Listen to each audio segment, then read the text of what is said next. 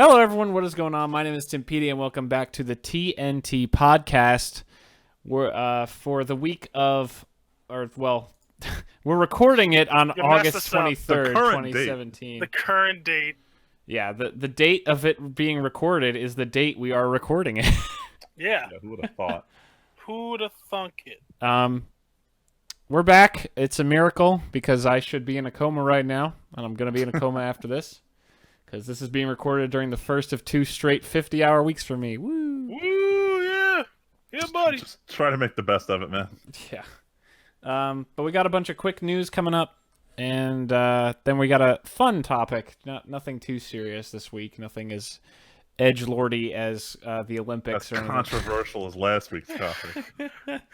This is more of a story time topic, but we'll get to that when we do. But we got to start off with. I'm pretty sure we can't go a week without Magic and Overwatch news. They're they're the bread and butter of the news section. They really are. But this week we do have some Magic news, and it's more substantial than just Commander decks. Yet again, Wizards cannot stop leaking things themselves. Got to start hiring a plumber. This leaks everywhere. This is pathetic. I don't know where it was. I think one of the things I saw on the Reddit Freeman said it was from the French version of the Wizards site, but that could be total BS. But they were all English leaks, right? Yeah, I don't know. Regardless, as the same thing happened, when did it happen? Hour of Devastation? Yeah, Hour of Devastation had leaks on the Wizards website. Yeah, so Wizards leaked the Hour of Devastation promo cards that you get for different levels of, like, if you play when the set releases and stuff like that, Tyler. Yeah. And yet again, they leaked those cards for Ixalan. We now have the promo cards already for Ixalan. 4 cool cards. There's a Sweet Land, Unclaimed Territory, a Vampire Bishop of Rebirth, Walk the Plank, which is the coolest full art. It's literally a guy being walked off a plank by a goblin. It's fucking really legit. Cool. And then a giant dinosaur creature called Burning Sun's Avatar. And it's just like, how the fuck do you keep doing this? Like, from what I've seen, Ixalan looks like a really cool set, but the problem is spoiler season's going to be so downplayed because we already know about half the stuff. Like, none of the announcements are going to generate any excitement because everyone's going to be like, oh, I've already seen it. Yeah, we know. We already know all the mechanics. We have multiple rares and mythics already leaked. But these are all, like, really interesting cards. Yeah. I gotta say, though, like, has there ever been a leak this bad before? Like, this sounds crazy. Almost every other week you guys are talking about but leaks. It wasn't this far in advance. There was one set, I think it was, I don't know if it was Scars, oh no, it was New Phyrexia. So this was, I think 2012, 2013 for the spring set. Wizards had released an entire book of the picture of all the cards that were in the set. Instead of digitally distributing them, they actually mailed these books to a lot of publications who were doing like MTG stuff at the time. Oh, this yeah. is before when they started just having a bunch of websites about the stuff. So people were referring to this as the God Book because someone got a hold of it and started spreading it around. And it was like every single card in the set in full resolution was just leaked well before they even started announcing most of these cards. So that's probably the worst one ever. I think that was the worst one ever because before that, there wasn't a lot of digital exposure for Magic. Like the biggest thing you had was like MTG Salvation forums. Everything else was done through like magazines. And it wasn't until lately that every site started getting their own little spoiler and it became this big marketing tool for Magic. But this is the biggest leak we've had in a long time. Well, you mean the Ixalan sheet? Yeah, sorry, the Ixalan sheet leak, not today's. Today's is just yet again Wizard released their promos for no discernible reason early and then immediately took them down because damn. Someone must be like saving these dates and getting them off by a month. Yeah. Like, that's the only thing I can think, because this set releases next month, I think, right? Does it? Oh shit, it's already August. Yeah, dude. Yeah, it comes out next month. Jesus. I feel like we were just finished talking about Hour of Devastation, and then immediately everyone's like, who the fuck cares about Hour of Devastation? It's all about Commander, baby. Like, I found that I'm bored when we're not in the middle of a spoiler week. But yeah, so in addition to that, there's a little more to it. I don't think we talked about this news story directly, but Wizards announced that they were... So, Tyler, originally what they had was every Friday you go, like, if you go play Standard or something, they give you a promo card, and it's a different card every month, I think, right, Freeman? For winning either standard or draft at FNM or whatever your store is running, but they give out one to whoever wins the event. I got the Aether Hub for playing. Oh, did you get the you showed up on release day promo? No, I'm saying I played in standard 2 weeks ago and got the Aether Hub for playing. Really? Regardless. Anyway, yeah. Tyler, they give you this promo card for whatever reason. It's tied to going on a Friday night, to Friday Night Magic. Wizards announced a little while ago that with the release of Ixalan, they were no longer going... So what it is it's a foil version of a card from whatever set is kind of in standard right now, like the last set, like it's now usually not the one that Mm-hmm. just released. It's one that released. I think it's 6 months ago. Yeah, it's the block before the one that just released. So like right now we're getting Amonkhet. We're in Hour of Devastation. The promos are actually for Kaladesh.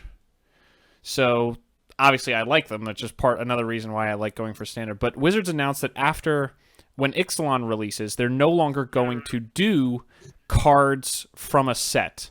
They're going to do double-sided token. Oh, the tokens, right? Yeah. I remember you guys The important thing mentioning is that this. they're foil because we've never had foil tokens before. Yeah, they did it once Or for twice. a special release a few months ago. I forget what it was for. Maybe it was like Shadows or something happened, and they also had it did as an one extra. I think it's Avacyn Restored. A couple were in those Hellavault things they were giving out. Oh, yeah. But recently they had a promo for some release or something where you, in addition to other stuff, you got a double-sided foil token. And it was like a zombie, which you can use anywhere. So, Wizards announced, we're going to start giving those away instead of promo cards at Friday Night Magic. And this leak included the first round of tokens. And they are pretty much the massive disappointment everyone was worried about, because all 3 tokens they do show off new Ixalan stuff, which is cool, but they are all only 4 cards from Ixalan. There are no zombies, no angels, no dragons, nothing that people can use from older cards. These are all things that are only tied to Ixalan, so they can only be used in standard and maybe commander.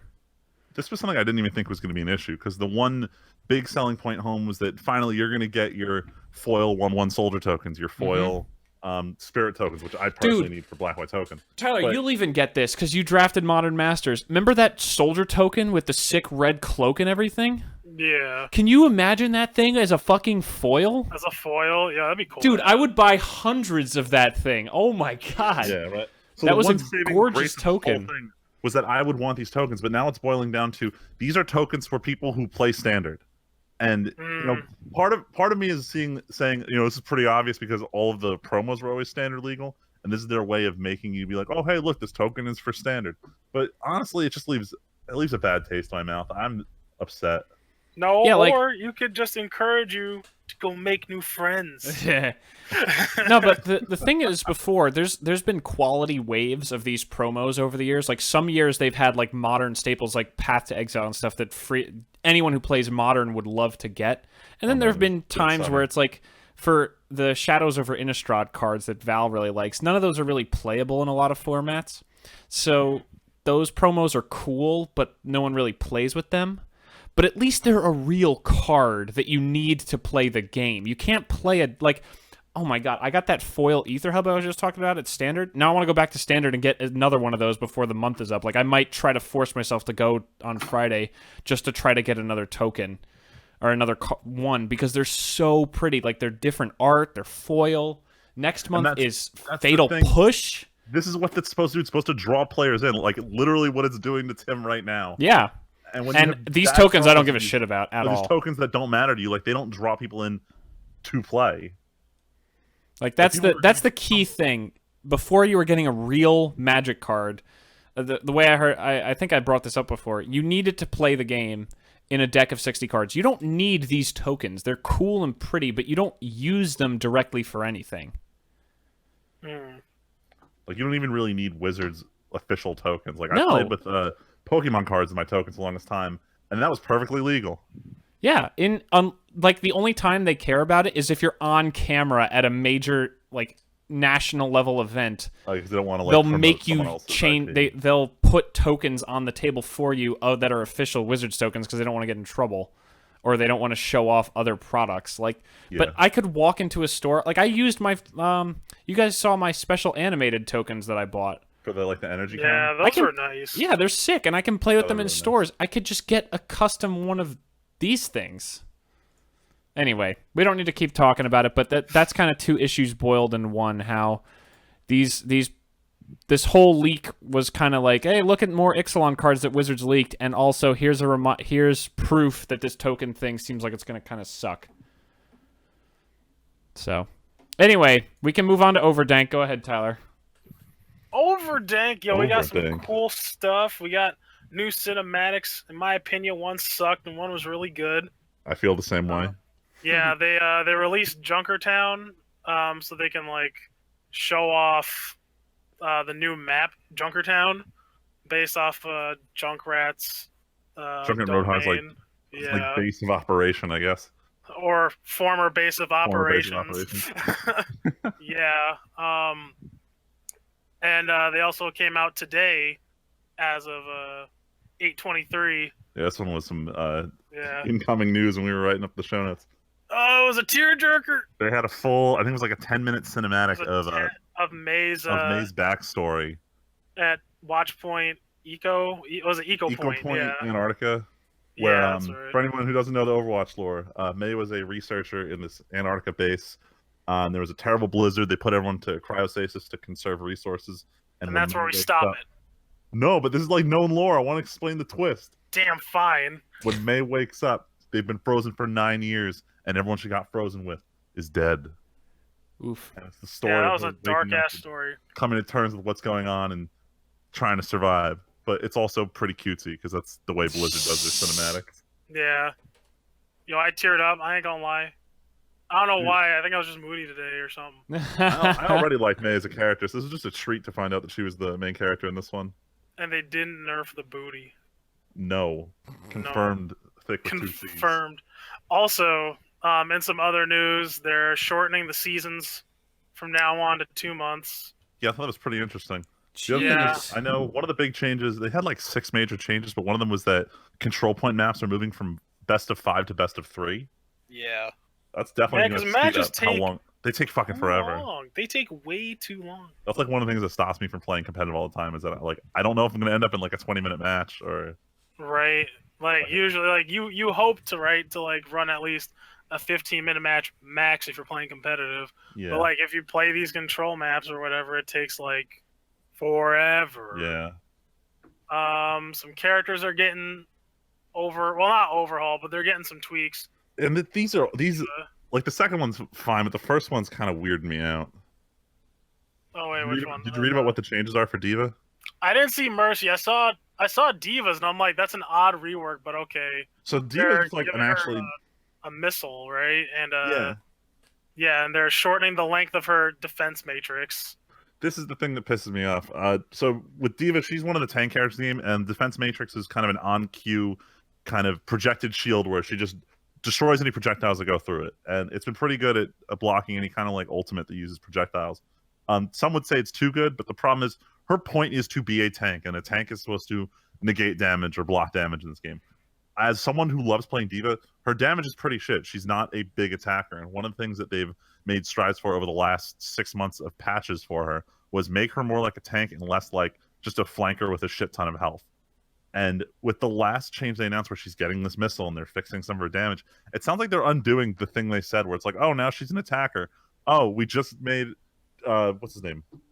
Roadhog shitty at doing damage because he's supposed to be a tank. But now they're literally undoing that same philosophy with another tank. So yeah, which is strange. I don't know what they're trying to go with here. And in addition to that, I forgot, now Diva in this new patch, she's supposed to shoot her primary gun, I think, and the missile while she's using her boost.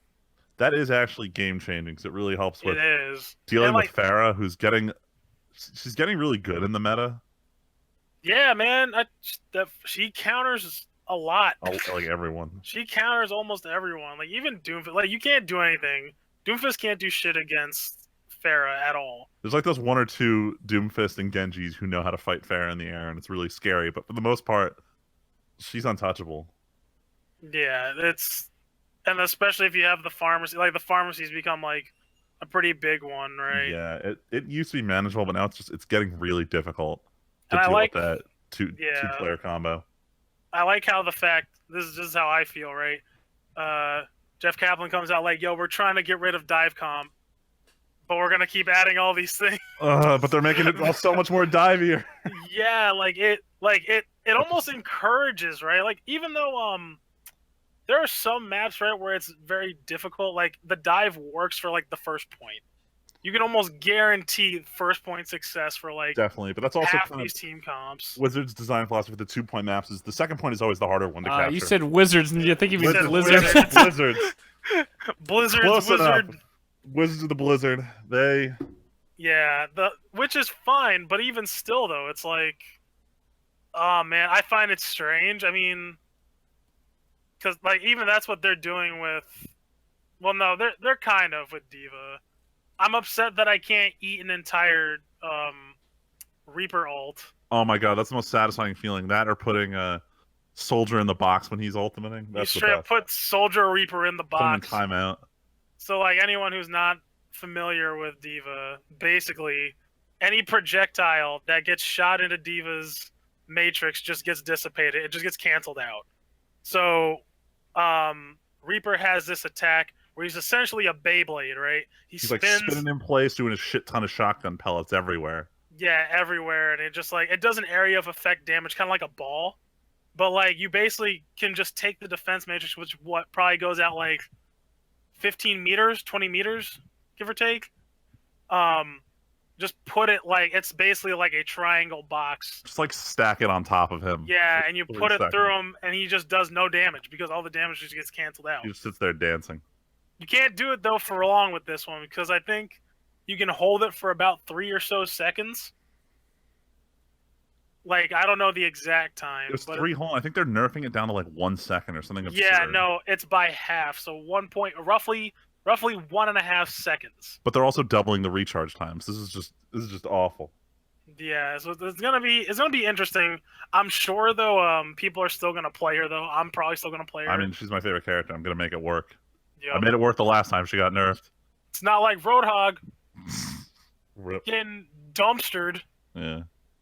Actual Let's jump on to the next one. trash. Yeah. Yes, this was really annoying. They were very cryptic about the changes they want to do with Mercy, but basically they've acknowledged that part of playing as Mercy is a little shitty. You need to, you need to either A, be healing, or B, hiding so you could use your like 5-person ultimate to resurrect half your team after they lose. And it's feel bad for everyone because your team knows that you're not contributing because you're hiding, trying to pull off this awesome play of the game, and the other team has to sit there and be like, oh great, now we have a whole fucking team to revive again. They're all like invincible for 3 seconds. So I almost called them Wizards again. Blizzard is going to change it, but they did not say how they're changing it. So we'll see when this PTR patch actually comes out, but they're hinting at a lot of character reworks overall. Yeah. That's wild. Yeah.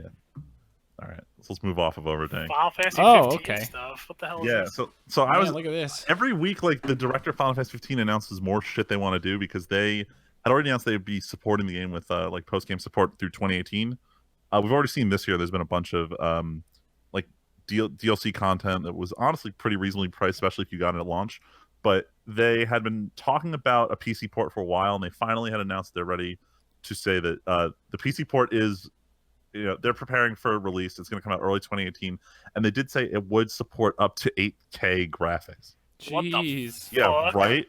I'm like, what the fuck are you doing? What? Just give us 4K and release it now. But this will Jesus most likely Christ. coincide with some of the other content releases they want to do. Like one thing they showed off was off-roading in the car, which was one thing that everyone complained about in 15 was that you couldn't go off-road. The stream was kind of limited, but they got off-roading to work, and I don't know if it's going to be a PC exclusive thing, but they said it was a little harder for the game to process with it, so it might be dependent on you being on Hey man, a more higher-end pathing- PC of a PS4. I can understand why though, because the way they did pathings in that game, right? It's like you were never really driving, right? Like you understand this because you played. Yeah, you can steer, but your car is pretty much trying to go in a straight line.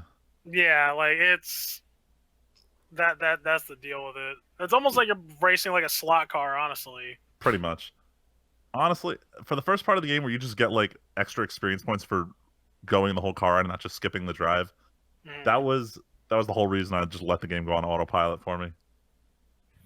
I know. But yeah, so that looks like it's gonna come out. But they also, in a not so cryptic tweet, they said they wanted to release Final Fantasy 15 on a console that rhymes with the word Twitch. It'll never work. It'll never work. I'll tell you right now, it'll never work. It probably won't difficult. work. I don't think the Switch is strong enough to support 15, but he said that his team is like dying to release a game for Switch. So they're trying to figure out how to make it work. Yo, just make a new tactics game. Yeah, this is gonna be like that time they tried to release Kingdom Hearts for Nintendo DS1 and it was awful. Yo, right. But I'll tell you right now from like experience, like from like owning a Switch, I think the Switch is great, and the games that they've published so far, they do a really good job at optimizing everything while making games look really nice. I think it plays a hand into the art style, but Final Fantasy 15 is not that kind of game. Like, I don't think there's any sort of like they would have to cut the rendering at least by 3/4. Oh my god, especially with the magic, just because of how intense everything gets. Dude, fuck summons. Oh my god. Fuck summons. You can't even try summon Ramu. Yo, they're literally just going to like make it a pre-rendered video instead of rendering it in engine and just play that when you do your summon. They'd have to. There's no way they can render it, especially with because like when they do a summon in 15, they pick where you are on the map and they just render it on top. There's like crazy effects. They keep the enemy position, they keep your ally positions and everything. So it's there's a lot no way of the Switch could do that. That's too much information. Even on what's it called? Breath of the Wild. If you have a bunch of fire, like if you have a couple fires like set up, right? I was gonna start lagging out. Yeah, and you're swinging your sword, you can see the frames drop. Like it's it's noticeable, right? And I'm like, holy shit. Yeah, I don't see that happening. I feel like they should just make another Final Fantasy game. Probably start working on 16. No, try and get that out before. Do you mean 15 verses so that it actually turns into 17? I want them to release. There's rumors of a DLC pack that's basically like a what if scenario of what if they developed along the plot line of Versus 13 instead of transitioning the plot line that became Final Fantasy 15. No, that would trigger me. That would be that'd be so cool, but so upsetting because like the lore of Versus 13 went deeper than most people thought. Like this shit was crazy. I could go off forever about why the lore of Versus 13 was going to be great. Can I just say as a side note, have you guys been seeing tons and tons of this Final Fantasy 15 mobile game ads on YouTube? Oh my god, it's every single ad. I'm not even... Okay, I'm glad I'm not the only one because every single video I watch is either that or something else. I thought it was just really targeted to me. No, dude, it's like... everywhere, it's that and Mobile Legends. It's like those are the two. But like every fucking ad is like, oh look, give us the crystal, bang bang bang bang bang, shoot the gun in the air, or I don't know why they're pushing it so hard. Like, the VR riding the chocobo thing. Yeah, it all got bad reviews. I don't know why they're trying to push that shit so hard. Fucking hell. Anyway, because it is doing bad, but whatever. Last real news story. I called this. Oh my god, this pisses me off. I mean, this was guaranteed to happen. This was guaranteed fucking... What's the actual name of the product?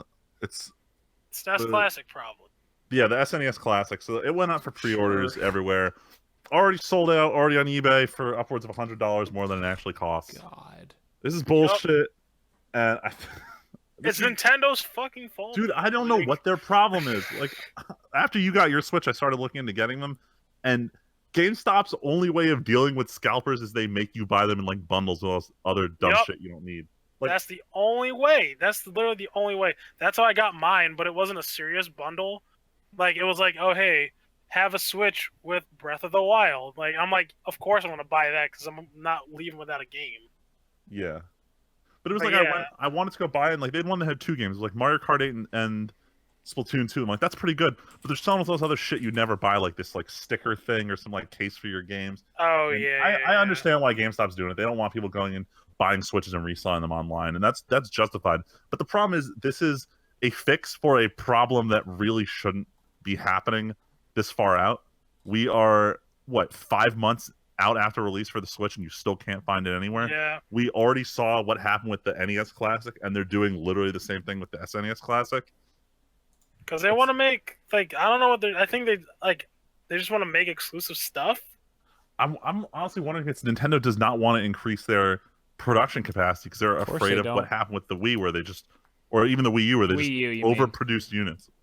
Well, the Wii, it happened during the last couple of years. Their sales went down massively, but they were still producing as if they. Well, but they initially needed that much production. Oh, that's no, a stupid takeaway for them. I think they've been almost like trigger shy about increasing production on one of their consoles. Of course they out have. of fear of suddenly being. Well, yeah, the fucking Wii U is like kind of a flop. I mean, that's what happens when you don't release games. The Wii wasn't a flop, but the problem is it saturated the market. Say it's that. Well, not only that, but I feel like it was going towards the wrong, like not their market though. Like that console was geared towards a lot of families. A lot of families bought it, and they got Wii Sports, and that was it. Yeah, you're right. Like they didn't go out and like they didn't buy like the new generations of Wiis. They didn't go out and buy more first-party software. Like they just kept what they had. And I know that from experience. My family bought the Wii. I didn't buy the Wii, yet I have more hours than all of them combined on it.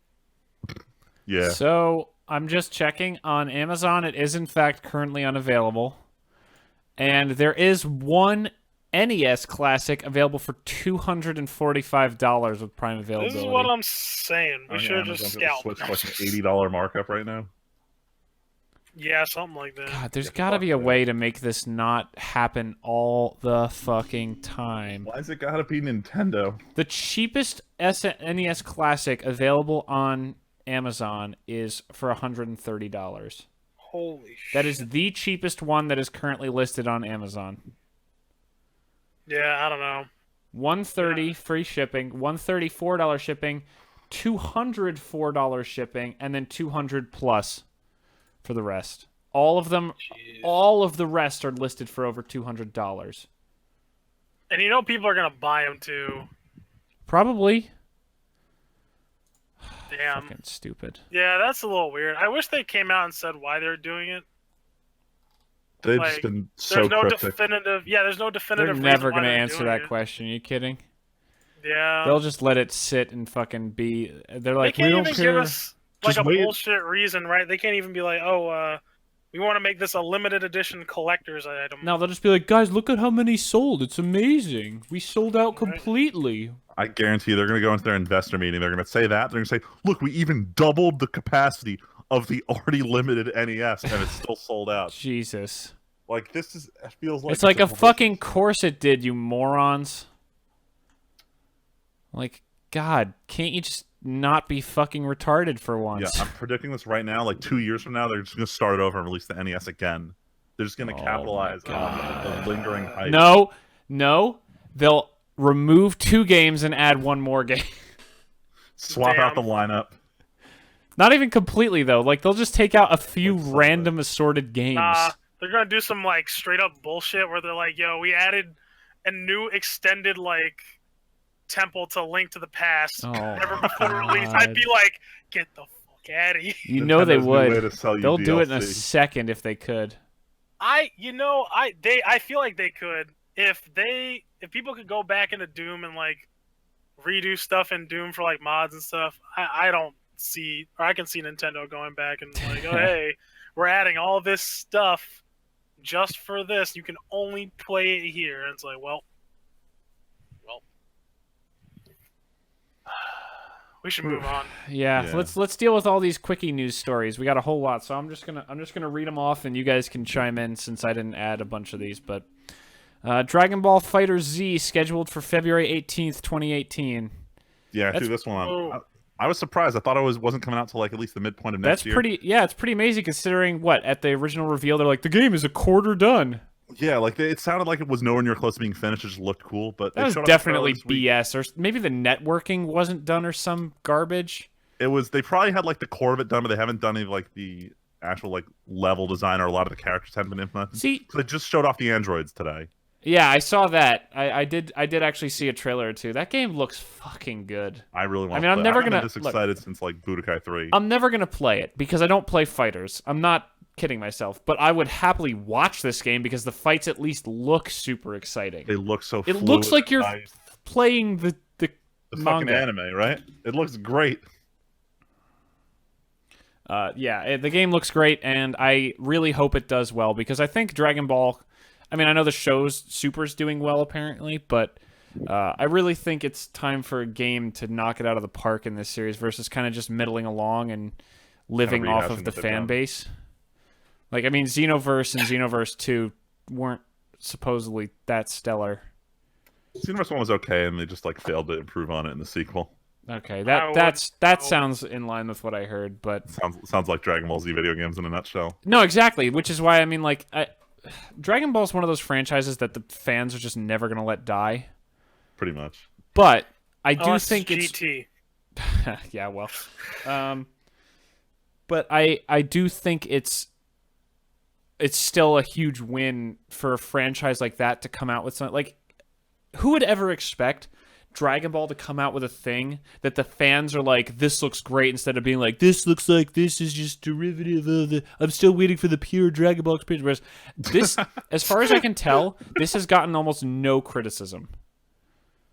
Like, I'm pretty sure everyone is so on board with this game, it's amazing.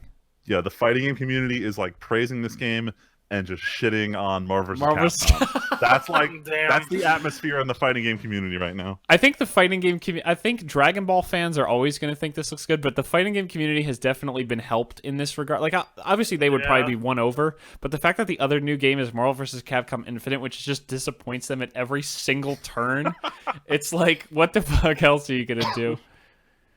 I wonder if it'll be added in Evo in 2019. That'd be cool. They always have a trendy fighter game. Yeah, they usually have at least one new thing. I would imagine. I don't watch much. Yo, for this next one though. Yes. I forgot what game wanted to do this. This Sony Microsoft cosplay. Didn't Rocket League want to a while ago? Rocket League wanted to for all of them. That's right. Yeah. Okay, so what's the actual headline here? The actual headline is that Microsoft executive revealed that they are in talks with Sony about allowing crossplay between their consoles. I don't think the article was specific about which games they were talking about. I think this is just a general idea of allowing crossplay between their platforms just moving forward.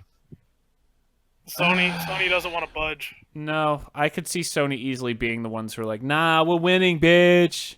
Which is really annoying because they were the first ones to actually get crossplay with PC out during PS3. Like, that's insane to me. I know that's true, but it's like Microsoft. You own the Xbox and you make the operating... Like, for all the talk everyone has of how much Windows... every other comment talking about technology is Microsoft is the fucking worst. It doesn't mean that, like, most of the planet still uses PC. I mean, the thing with Xbox 360 was that Xbox Live used to be a very closed environment. It was hard to connect to a PC, and they kind of changed that when they moved to Xbox One. So now it's more open. You can do, crossplay with PC players. Yeah. No, I get that, but like, how did you not think of that? Like, how does Sony get to that first? Like, that's not even a feature that matters, but how does Sony do it first? That's just pathetic. Maybe they were trying to split their market. Honestly, it probably had to do with Sony being the underdog last gen, and so they did whatever they could to get a one-up. Can we dispel that rumor right now? Every time I hear that, I'm like, that's fucking trash. Wait, you're saying that the Sony was underdog last year? Get the fuck out of here. No, not last year. No, he's saying for PS3 and Xbox 360, Sony was the other underdog. No, they weren't. Hell yeah, No. They finished strong, dude. Exactly. Oh, no, they finished strong. Microsoft started out with all the PR, the bigger sales, and Call of Duty. But then the Red Ring and the fact that everyone started getting on the Call of Duty hate train real fucking quick... Sony did win that generation. Like, and Xbox looks like it won, but the numbers say that Sony completely won that generation. Yo, and then bangers like Uncharted came out. Yeah.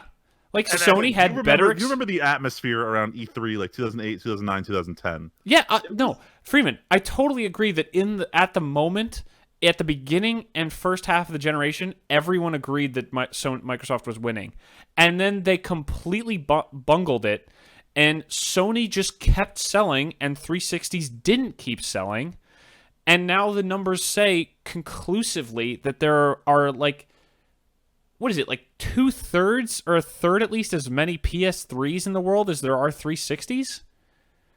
Yeah, no, I'm not disputing any of that. I'm just saying, like, specifically when crossplay first became an issue.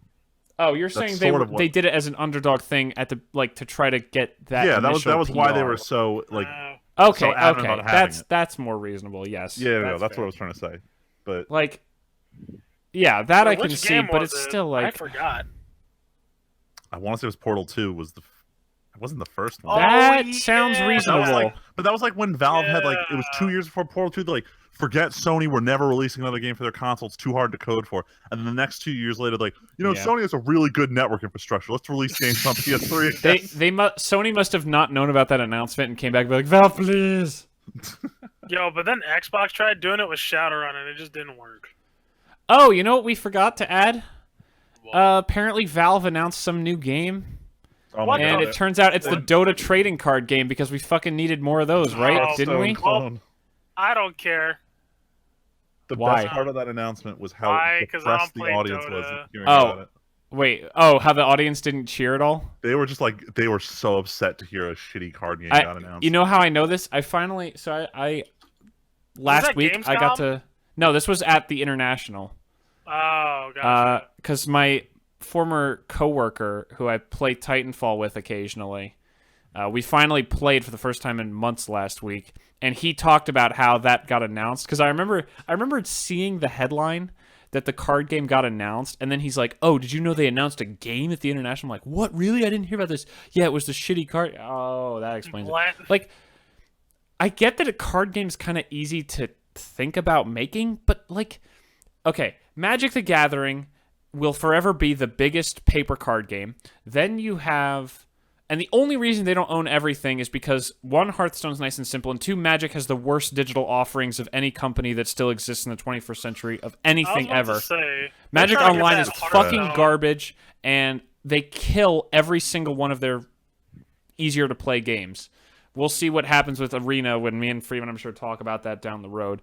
Yeah. Then there's Hearthstone, which is nice and simple on every device ever.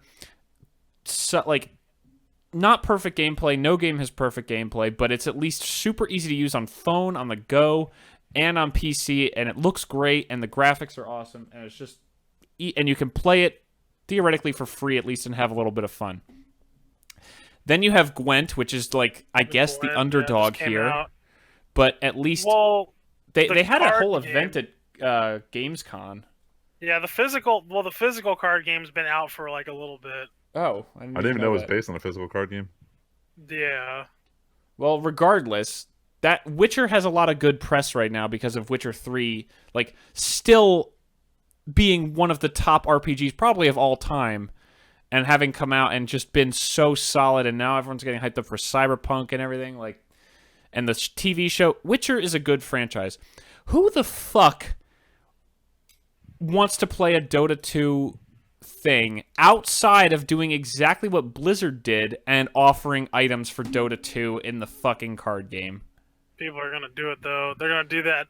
They're gonna do that Overwatch shit. They're yo, you want this skin? You better play Gwent. I mean this Dota card game. If this card game even kills Gwent, I'm gonna be really sad. No, Gwent's fun. I'm never gonna play Gwent, but I love the idea that something like The Witcher, this super serious franchise, has this cool card game. I mean, the card game is in the game, the main game. Yeah. If I ever, that'll be in our topic. But if I ever get around to playing Witcher 3, then I'll play some fucking Gwent, and that'll probably get me in, because I'm sure by then we still won't have a Magic client that we can play. All right. Keeping going with the quick stuff, because that kind of spiraled off. That was kind of stuff. That wasn't listed. Since we talked about Shenmue 3 briefly last week, yeah, I just wanted to let everybody know that Deep Silver is publishing Shenmue 3, which is kind of weird.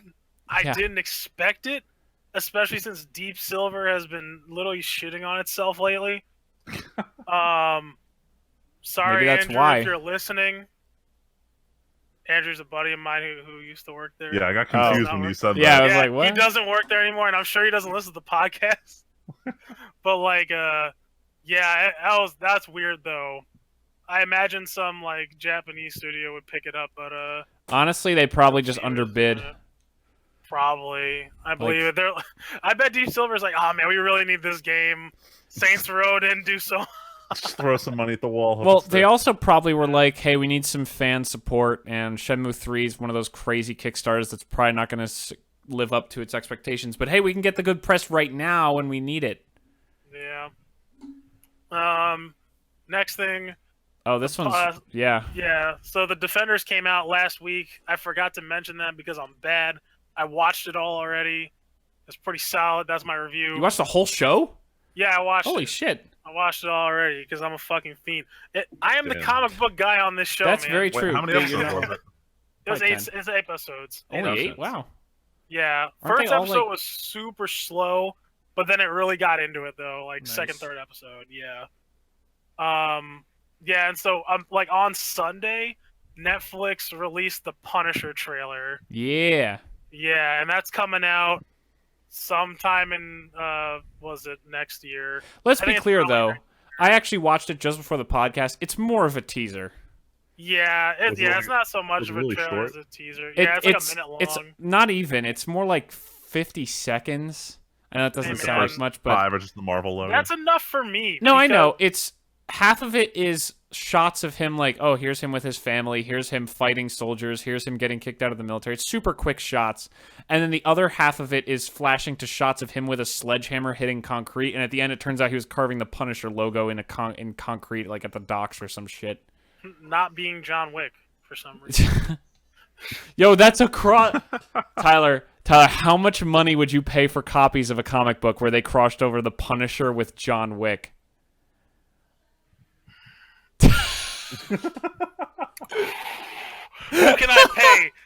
I need to get Garth Ennis to write this, and I need to bring what's his face, Dylan back from the grave to like ink this shit. Oh my god, I need this like water.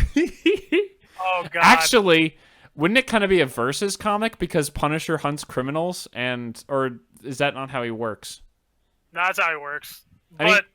Am I crazy? I thought I heard that there was a comic where Punisher picks up Mjolnir because he's so pure-hearted, even if it's like pure kill criminals.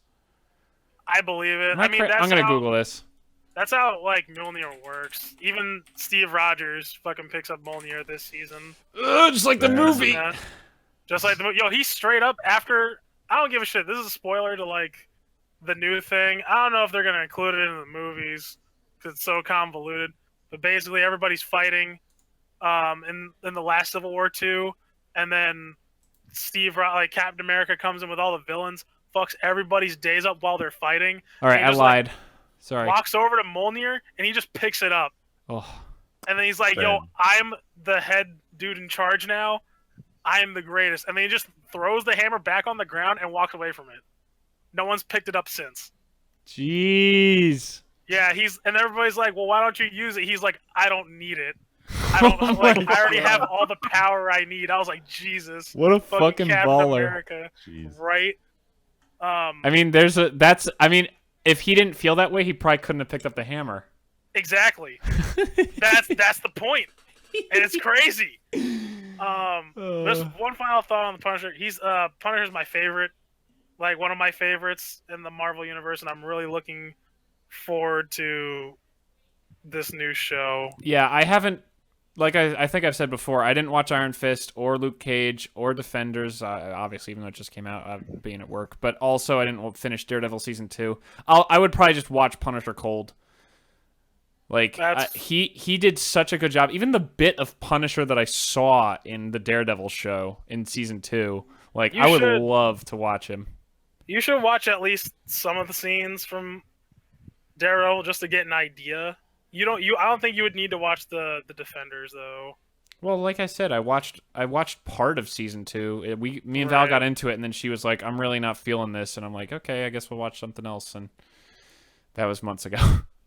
Fair. I'd probably have to rewatch it. Honestly, though, at work, I've been working such long hours. I've started looking for things to listen to that are like 10 hours. Like I started listening to a Let's Play from Best Friends that I like, the guys who I watch regularly, and I'm just going back and finding Let's Plays that I never got around to watching. I watched I watched / mostly listened to 15 parts of an LP today. Because I'm just sitting there and I'm not talking to anybody. I'm just working. You just need something in the background. Yeah, I was thinking about logging into my Netflix account at work if I can, and just listening to all of Full Metal Alchemist Brotherhood again. Just going through the whole show, just listening to it.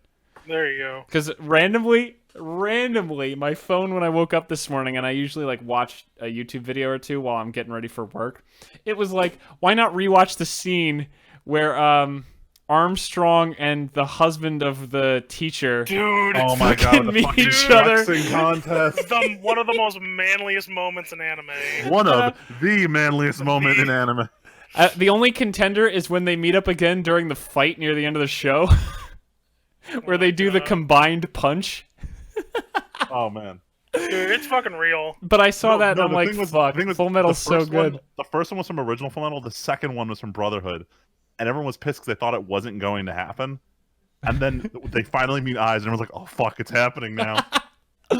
Armstrong's just like, I'll handle this. And then he just starts flexing. The guy flexes so hard his shirt rips. It's so good. Yeah, it's great. And they do these slow hand movements. They don't just grip really quick. They do grab. Gotta make it manly. Yeah. Still more. Oh, this one's actually one I just added because me and Tyler were talking about it. So Todd and I are both massive Dresden File fans. Probably in my top 5 book series ever, if not top 1 or 2. Still no word on goddamn peace talks, motherfucker. These books have Tyler. How long ago did you start reading Dresden?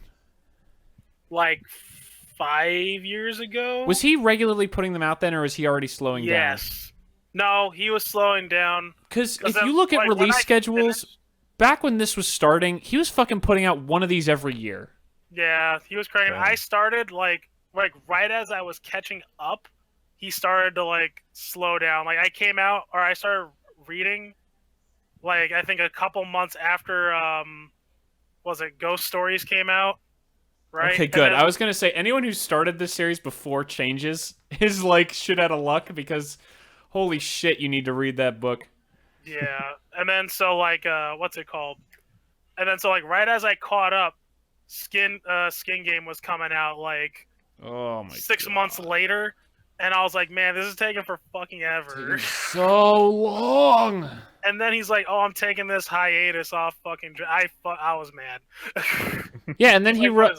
I mean, even then, he was writing the Codex Alira books that you still need to read. Hint, hint. Yeah. He was still writing those on the side, and then he's like, I'm going to take 3 years. When the fuck did the last book come out? And now okay, so the actual headline. The actual headline is they just announced 2 days ago that the second collection of Dresden's short stories called Briefcases is coming out next summer.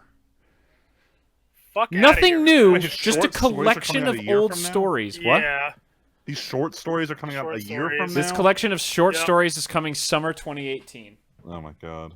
Summer. Not even an actual date, just summer. Which means it's not coming out summer next year. And if you then go on his website to the upcoming works page, it doesn't actually, he didn't actually update it here. I think on the Twitter maybe, or somewhere on the website, on his website, it says he's still working on writing peace talks. Fuck you! That's gonna take over a year to release then.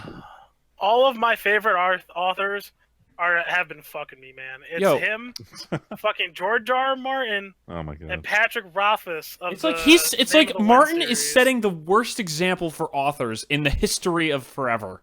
Yeah, Patrick Rothfuss. He's like, oh yeah, I think one of the quotes is I want to be like George R. R. Martin because he's my hero. Oh no, he's the worst role model. And he's the worst role model, man. All right, I'm gonna say something really aggressive and mean.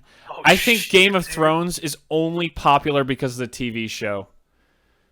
Ooh, I don't think it was nowhere near this popular. It wasn't even a fraction as popular. It wasn't in the zeitgeist. Fucking, and you know what? it's only seen as so good because of the TV show. Like I'm not saying the books are bad, but like the performances on screen have added so much to the books retroactively. They really have. Like, get the fuck out of here. Like, hurry up. It's so, like, I feel like we live in this strange alien world where people, now that you can indirectly support people with other things, you don't always have to these people don't always have to produce to get to live. Like back in the day, you worked. You didn't have the internet to just throw money at you or go to conventions where you just got stuff. Yeah, he's like making money now just because he exists. He wrote it. He exists. Yeah, he exists. Look, I'm George R. R. Martin. I wrote the to- first few books, and that's certainly an accomplishment. I'm not trying to say fuck George R. R. Martin, but like, Speak for yourself. it seems. But actually, though, it seems like it just takes the wind out of all these guys' sails when they get success. Yeah. Like, don't you want to keep going? Like, I get so much that the fire can die after years. I get that. But like he has you'd think he has well that too, everything yeah. he needs. Why doesn't he just do it? Like, cause now like me, I don't know if you feel this way, Tim, but like I feel shafted. I don't To an think extent. I'll buy another book of his. By the I don't. season or just by waiting for. I mean, another the book? season's already over and we got nothing. Like, Yeah, right. I mean, we didn't get. Okay. We didn't get nothing, but Okay. you know. Okay. Not for nothing. The first 20 minutes of this past week's episode is like my favorite thing in Game of Thrones ever, because there's just the banter. It's just A-team banter, and that's not a Right. spoiler.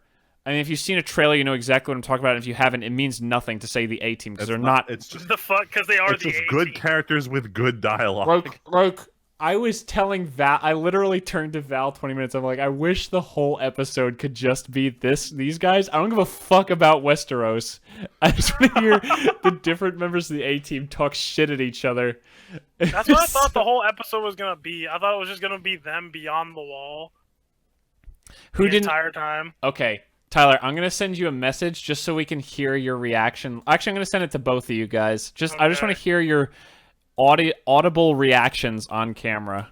All right, I'm ready. Oh shit. Listeners aren't going to enjoy this very much. I don't care. I can't send this to Leslie because she'd probably kill me and or cry herself into a coma. But I was. Oh man, you can't tell that theory to anyone. People are going to get mad at you. I told my dad and I told Val, and I wonder if she told Leslie. But I Wait, you told Leslie? no, I didn't. But I wonder was if about Val to say. will. He doesn't want to die. I don't want to die. Yeah. Yeah, you don't, dude. You don't, dude. You don't Dude. want to die. Dude, Tyler. it was bad on Sunday. I am positive that she was freaking the fuck out on Sunday. You know what though? I don't think you're wrong. Doesn't the math make sense though? A little bit. Wait, math. I mean, okay, so now it was 3. Now it's 2 against Should 1. we just tell the viewers what we're talking about? No, we it's cannot. it was 3. Now it's 2 against 1. They cancel each other out, and then the other one just for some reason. I get what you're saying. Yeah, That's the math. I sent Sorry, betrayal and a listeners, for crossbow. being so vague. but It yes, doesn't I agree matter. with you. Who cares if we're being vague? This is If an you've seen important season 7, episode conversation. 6, you can probably guess what we're talking about. Yeah, if you're caught up, you know exactly what we're probably talking about. Yeah.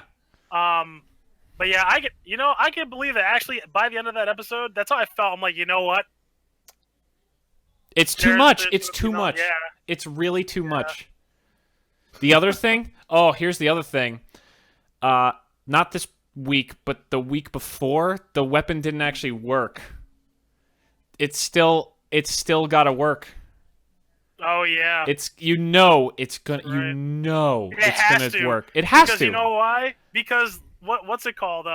You know what they say? Introduce a weapon in the first act has to be used by the second. Exactly. It's the thing Shut about up, you Tim. only show things. I forget what it's called, but it's a writing thing. You only show something if it's gonna matter, and it didn't matter yet.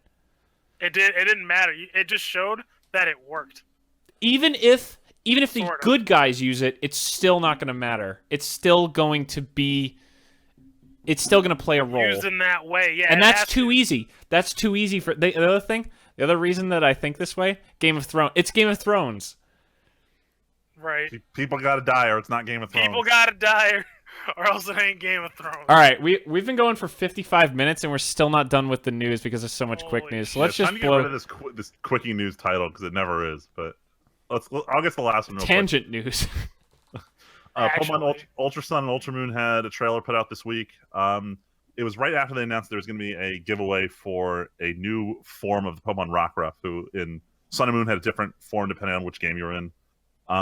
I'm salty about this ad because it showed off like basically what the new characters look like, and they look very similar to the old characters. They wouldn't shut up at the stupid event Rockruff, which is really shitty that they're making these Pokemon you can only get for limited time events right when the game comes out. Like, if you don't get it in that first 2 months, congrats. That might as well not be a feature in the game because you can't get it. Yeah, I fucking hate that. But the one thing everyone's taken away from it was Pokemon Sun and Moon didn't have gyms. It had these island challenges. But mysteriously enough, there were 8 plots of land with no buildings on them. Oh my god. And they released a giant image that shows the world of Pokemon Sun and Moon, and there's 8 mysterious buildings across the world. So this might be signaling a return to gyms in Sun and Moon. That's basically the only... It's not even a real announcement because we're all speculating on this, but we're 2 months out and Nintendo has been keeping shit under lock and key. This is the least we've known about a Pokemon game going into the release. And just from what I've seen from the Pokemon community, everyone is really, like... How do you describe the opposite of hype? Because that's how... They are just jaded about this. They're flaccid about it. Yeah. Perfect. That's the word. Community's flaccid right now. So unless they can do something to make this exciting and make it not look like the platinum of the series, but they're acting like it's really the next generation, they just got to do something. I've never been this disappointed leading up to a Pokemon release. All right, Freeman. Speaking of Pokemon. Oh man, where's Pokemon from? That's Japan. That sounds like weeb shit. Sounds like weeb. Unfortunately, there's not too much news this week. But that's okay. Sound exciting. So last year, a really good anime movie came out called Your Name, directed by Makoto Shinkai, who a lot of people are heralding as the next Miyazaki, which is bullshit because they're 2 different genre directors. But Shinkai's a really good director. He did 5 centimeters per second. He did Garden of Words, which has to be one of the best animated anime movies I've ever seen. And last year he did a movie called Your Name, which was about, it was kind of a Freaky Friday kind of scenario where 2 characters swap bodies and they're on this quest to figure out who the other person actually is because they don't know each other. And it was really well animated. It was really well done. It was like every week there was a new headline about a new record it broke for an animated movie released worldwide. Funimation did a couple worldwide screenings, but we were doing something during the screening weekend, and I couldn't go. But I was dying to watch it.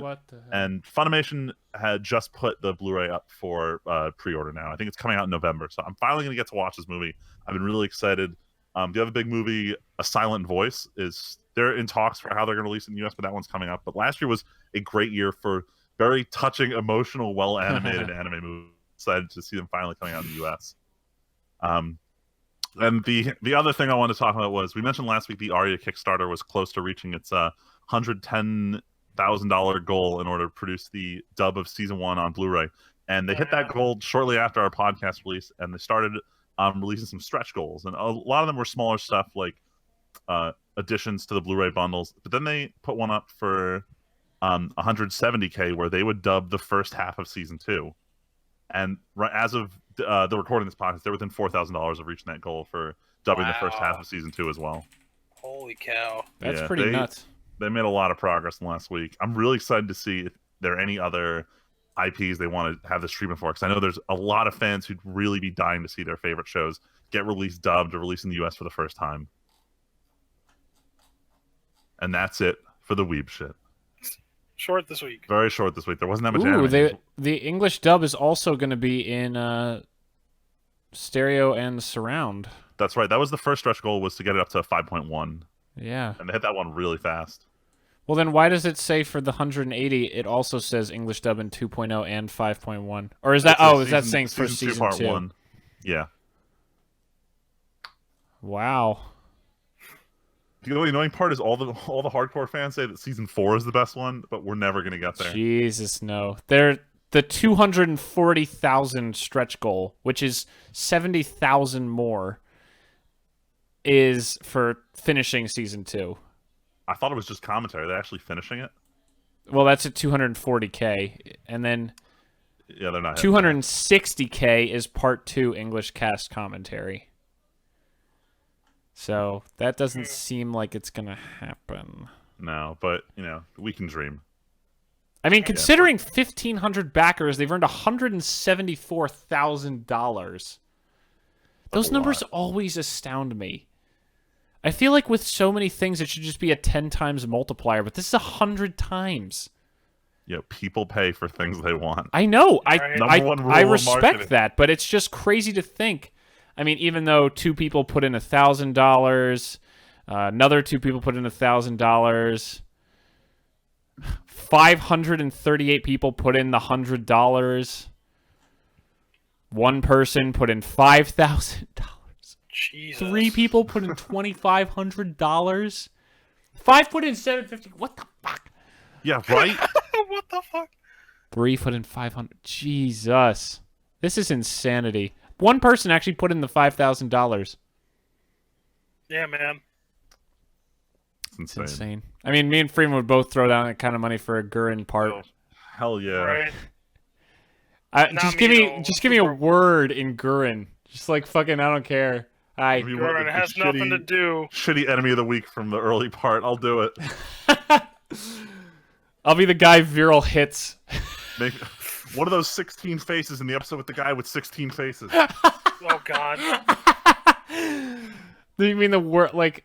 That's that's episode 4. That's the terribly animated one. I would kill to be part of the worst episode. Dude, oh my God! What if there was a Kickstarter just to reanimate episode 4 less shitty? Oh, I would fund the shit out of that. Oh God. Jesus. Yo, free money right there. Yeah, let's organize this. I'll get in But touch actually, with, though, like that'd be We'll get this hilarious. Fuck. Episode. I specifically remember being like, okay, Val, you just have to get through the first 3 episodes, and then the 4th one too, because it has the worst animation ever for no good reason. But once you get to 5, then the show really takes. The worst part is you can't skip it. They introduce like 4 major characters in that episode. Yep. The Black Sisters, fucking Keaton, old man. Not even a main character, but old man, Keaton. Fucking Keaton. King Keaton. King Keaton. Alright, it's too weedy for me. Let's get out of here. All right. So we're going to take our break. And when we come back, in honor of Friedman finally finishing Persona 5. Yeah. Round of applause. You did it, boys. We are going to talk about big fat video games. And playing through big fat video games and big fat games we wish we could play, how to design for that long, etc., etc., etc. So we're going to take our break, and when we come back, big fat. Yeah, big fatty. Big fat Greek video games.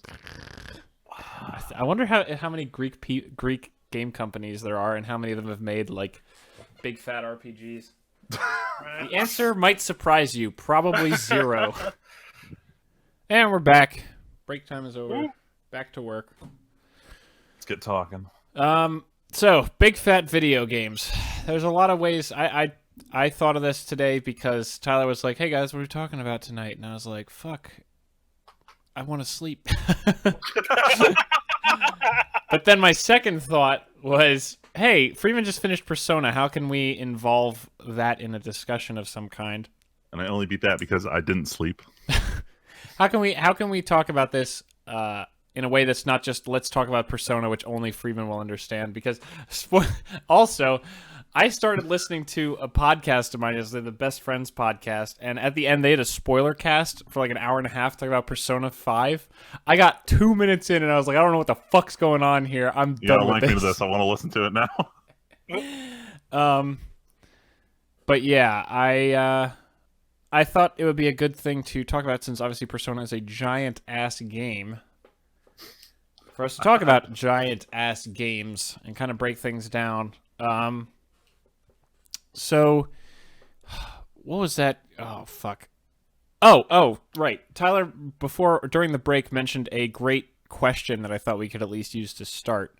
Because Tyler, what was the exact phrase you used? What consists of a fat video game? Right? Like, does 50 hours count? or so? Like, how many hours would be like a typical person invest in a game? So I'm gonna consider tack it a large game. another question onto this. Do we also count giant-ass games as things like Elder Scrolls, where you can get through the main quest, like open world, where you can get through the main quest if you just power through in maybe 10 hours, but doing everything takes like 100? I 100% count it as a big fat game. Okay, I do too. I agree. I feel like it's because, I mean, even Persona, like for the other example is Persona, based on what I heard from other discussions on that podcast, even if you just plowed through the main game, it would still take you at least 80 hours, Friedman. Yeah, I've seen the fastest 80, but I did a lot of grinding for certain sections. I don't want to say I was a completionist with it, because I wasn't, but I did try to get like as much as I could done in the first playthrough, because it really is a 2 playthrough game. There's so much stuff you can't actually even get to till the second playthrough, but it's a lot faster the second time through, because you have a lot of the harder stuff unlocked. Well, giant games are such a different beast than like smaller games, because normal 10-20 hour game. yeah, like I mean, heck, on my channel I'm currently playing Dragon Age Origins Ultimate Edition, and I'm on part 50, which means over 25 hours, and I haven't even finished the main game yet, minus all the DLC and all that crap. But then if you're saying 50, Tyler, like if you're saying 50 hours isn't a fat game, would that make like I'm beating Dragon Age? Obviously, this isn't my first playthrough, so I'm kind of speeding through in some regards. Like, is Dragon Age Origins not a big ass game?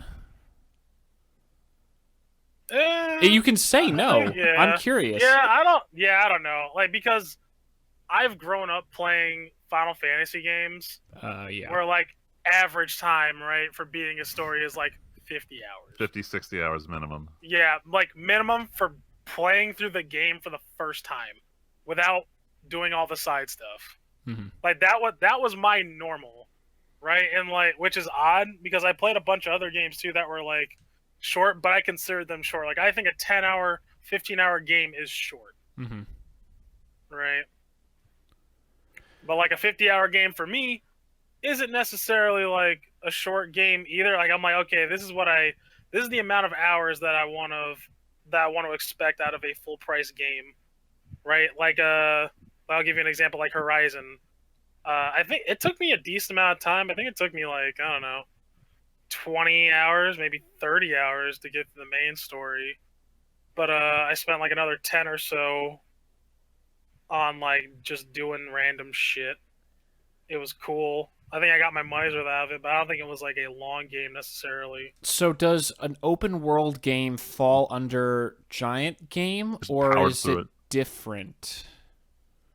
I think it's because we already said Elder Scrolls is the same, but that basically means all open world games will kind of be the same. Well, no, because some open world games they don't have a lot of content compared to Elder Scrolls, right? Like, yeah, Horizon. But I mean like. Well, I guess, yeah, because Elder Scrolls is kind of an RPG-ish open world.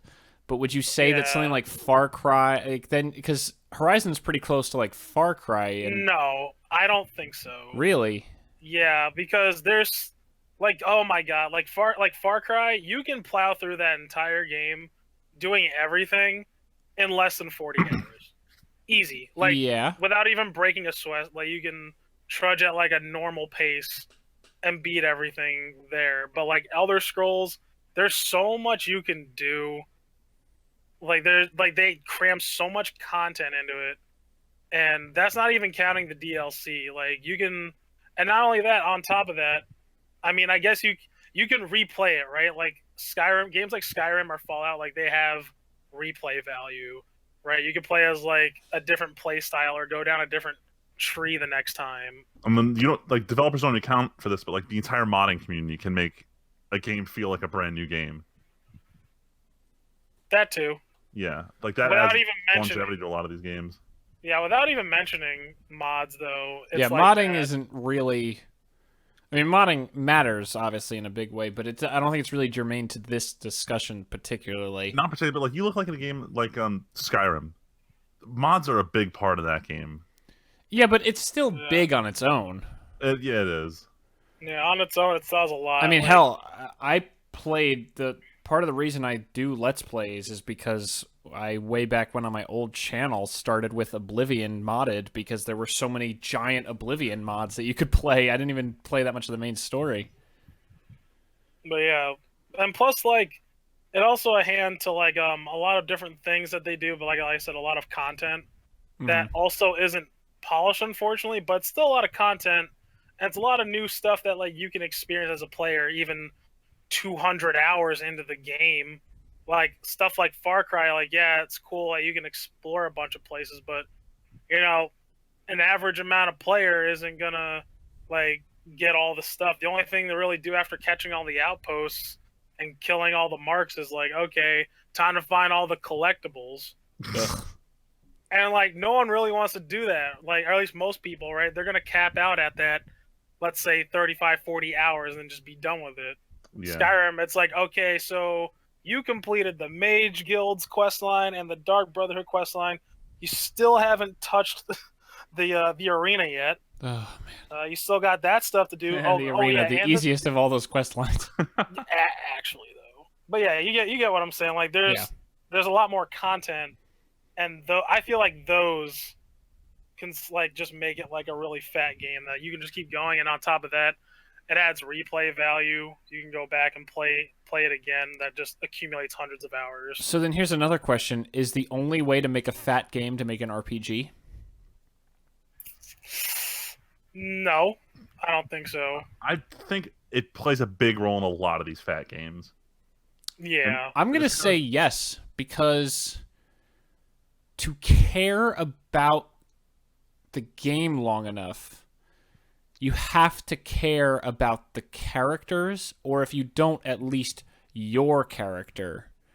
And the best way to do that is to let you build your character and companions, potentially. Like, I know everyone talks about how in Call of Duty, like, everyone liked Soap McTavish and Captain Pierce. Captain Pierce could have been fucking anybody.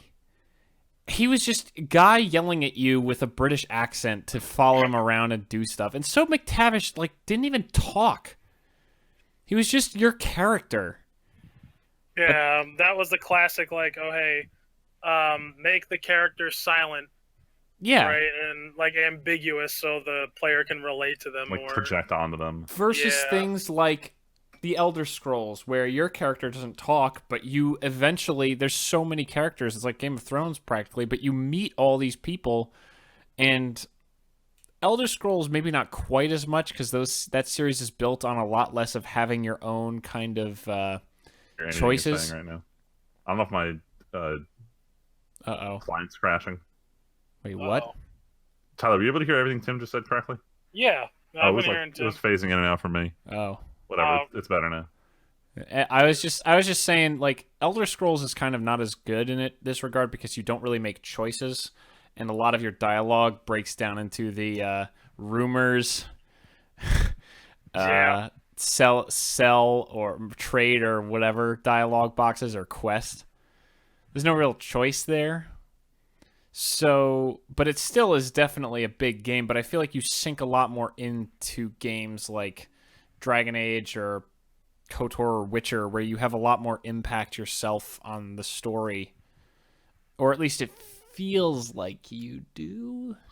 I mean, I'm even going to counter that using the Persona series as an example, and it's that in Persona, the story and essentially where you're going, even with all your choices, they all lead to one central point in the story that's going to happen regardless of the choices you make. And it's because they're able to kind of craft what you're doing along this predefined story that they make the game so long. Because they do have points where, like, this is going to be important. Let's put these slow parts that are longer and kind of get you involved in other parts. I guess it would be the equivalent of, like, side quests in other games. Yeah. But it's because there isn't that freedom of choice to go off and do something else that they're able to stretch this game out over the course of one grand story. Mm-hmm. Well, I guess choice is the wrong way to put it, but you still... But in that situation, you're so focused on your same characters all the time that choice isn't really a part of it. You get to learn the characters over time. Yeah. because it's such a fat game. Whereas in the Elder Scrolls, at least for me in Skyrim, it was just look at this lord in this brown robe, and like they don't do anything. They don't do anything except just sit there and tell you what to do. Yeah. That was at least how it was for me. Whereas in like Dragon Age, it's like I just feel like you know the characters so much more. Like you have your companions who are like, oh, look at this. I'm neurotic about this. I don't want to tell you about this. I'm an asshole. I'm the flirty idiot girl. It's like, I guess the thing that big fat games have going for them is time. There are large time sinks. I feel it's like not even that they're time sinks, that they take advantage of the fact that the player is going to be playing this for a long time. the only problem is that most people don't have that kind of time for that long. Like Freeman, it took you 4 months of playing almost nothing else to beat Persona. And that was including like doing the podcast, playing D&D, the occasional Magic game, all this other stuff in the middle. It took me 4 months, but I also took way too long to beat that game because I was doing everything in it. But that was actually one of the points I wanted to bring up next, is that for a lot of these series, being a long game hurts, because a lot of players, like, they go in, like, they won't go in because they're like, I don't know if I want to spend all that time. We're not kids anymore, devs. I mean, can't do it. I spent about 20 hours each in each of the Mass Effect games for my Let's Play, and now I'm at about 25 already for Dragon Age. And it's taken me weeks of, months of 1.5 hour sessions for the videos to get through all of this. And that's nothing compared to Persona. I mean, that's I constantly recommend Persona 4 to people, and I'm always like, oh man, this game is great, it's a lot of fun, but watch out, it's like 90 hours minimum. Yeah, that's the thing too, like, I want to get into these games, or like any other games, like, I know, because I think someone clocked Zelda, like, oh yeah, it has over 200 hours of gameplay. I'm like, wow, fuck me, because I don't have this time. Like, I really want to play this game, but like, I'm totally fucked. Because that's why the Switch can move. That's why the Switch can move. You're absolutely right. But like, man, I just think about I'm screwed, or all these other games that I want to play, right? Because I also got Mafia 3, and I want to get Nier Automata. And oh man, I want to play that game too. And I'm just like, man, I have literally zero time to dedicate all this, and I'm like, why can't I just be in high school again? It's the same problem as with TV these days. Yeah, it's there's too many good shows. Too. Like, I know that, like, hell, I started paying for HBO Now so that Val and I could watch Game of Thrones each week. Why, Tim? So that we could watch Game of Thrones. Why did you just not about like sailing the seven seas. Ask me. No, ask me. Because I like having my own login, and it's $15 a month. Yo, nothing. Tim, but why don't we? No, that's just. Yeah, why don't we all collaborate? Why don't we just like put into a pool? If you guys want my login, I don't care. Account. This is a real thing. Look, we can discuss that later. Oh my god. Anyway, but you look on HBO Now, and it's like, wow, look at all these shows, and look at how many movies I could watch at any time, and I have a Netflix subscription, and I don't have time for this. No, like, yeah. You know what me and Val are watching? Every day when I come home from work, we watch an episode or two of House. We're just rewatching I'm not rewatching. I've never seen House before. But we're just now. We started practically when she moved here 2 months ago, and we're just starting season 4, and there's 8 seasons. And well, actually, this brings up a really cool thing I wanted to point out, was that you guys are already familiar with House, so you're excited to watch it again, even though you know it's this long, right? Oh, yes. That's the thing about a lot of these long-running series, that once you've gotten that first taste of investment, oh yeah, you get excited with how long it is, because you're like, I already know I'm going to enjoy it. Bring it on. Be as long as you possibly can. Except for Skyrim. Damn. I'll never.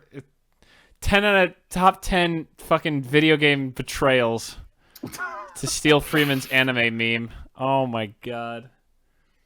Wait, you thought Skyrim was too long? No, Skyrim's always going to be on top of my list of video game disappointments for me personally. Damn. Not overall, but for me Oh personally. yeah, we had this conversation. We've talked about it plenty of times because I Yeah. constantly bring it up because fuck it, it's like a constant pain.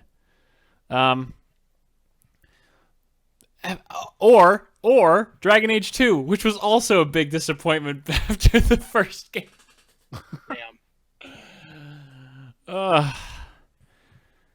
My God. Fuck. God damn it. Now we're...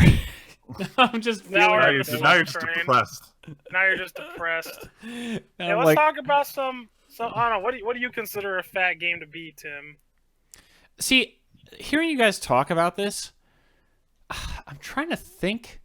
Like, there's games I've put over 100 hours into. Oblivion, KOTOR 2.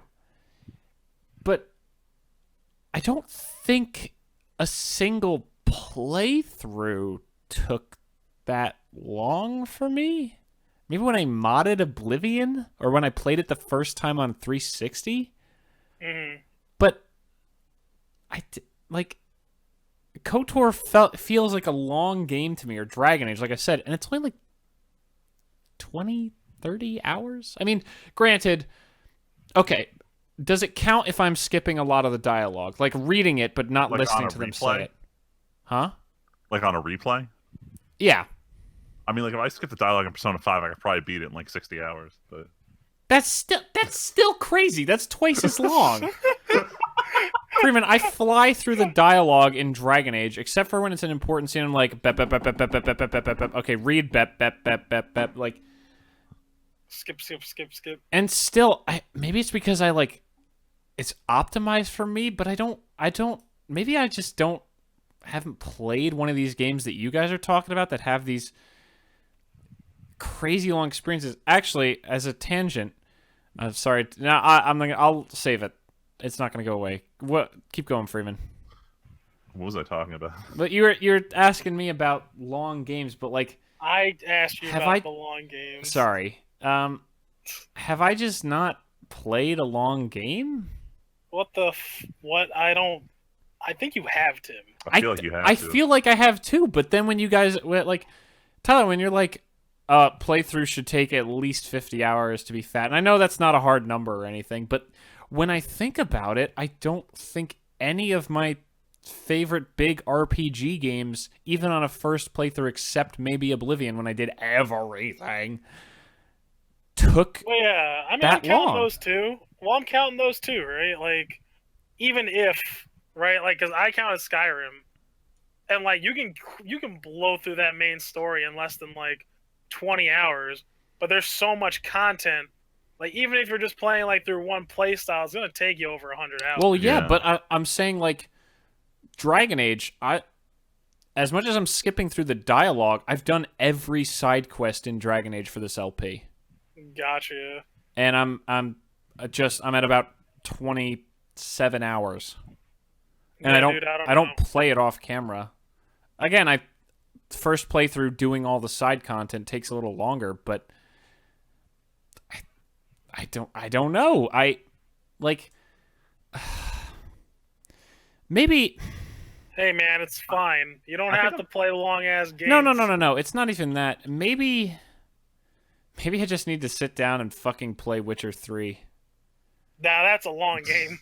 Now that's a fat game. Like, maybe what I have to do is once I finish the Dragon Age LP, the next giant forever going LP will be Witcher 3.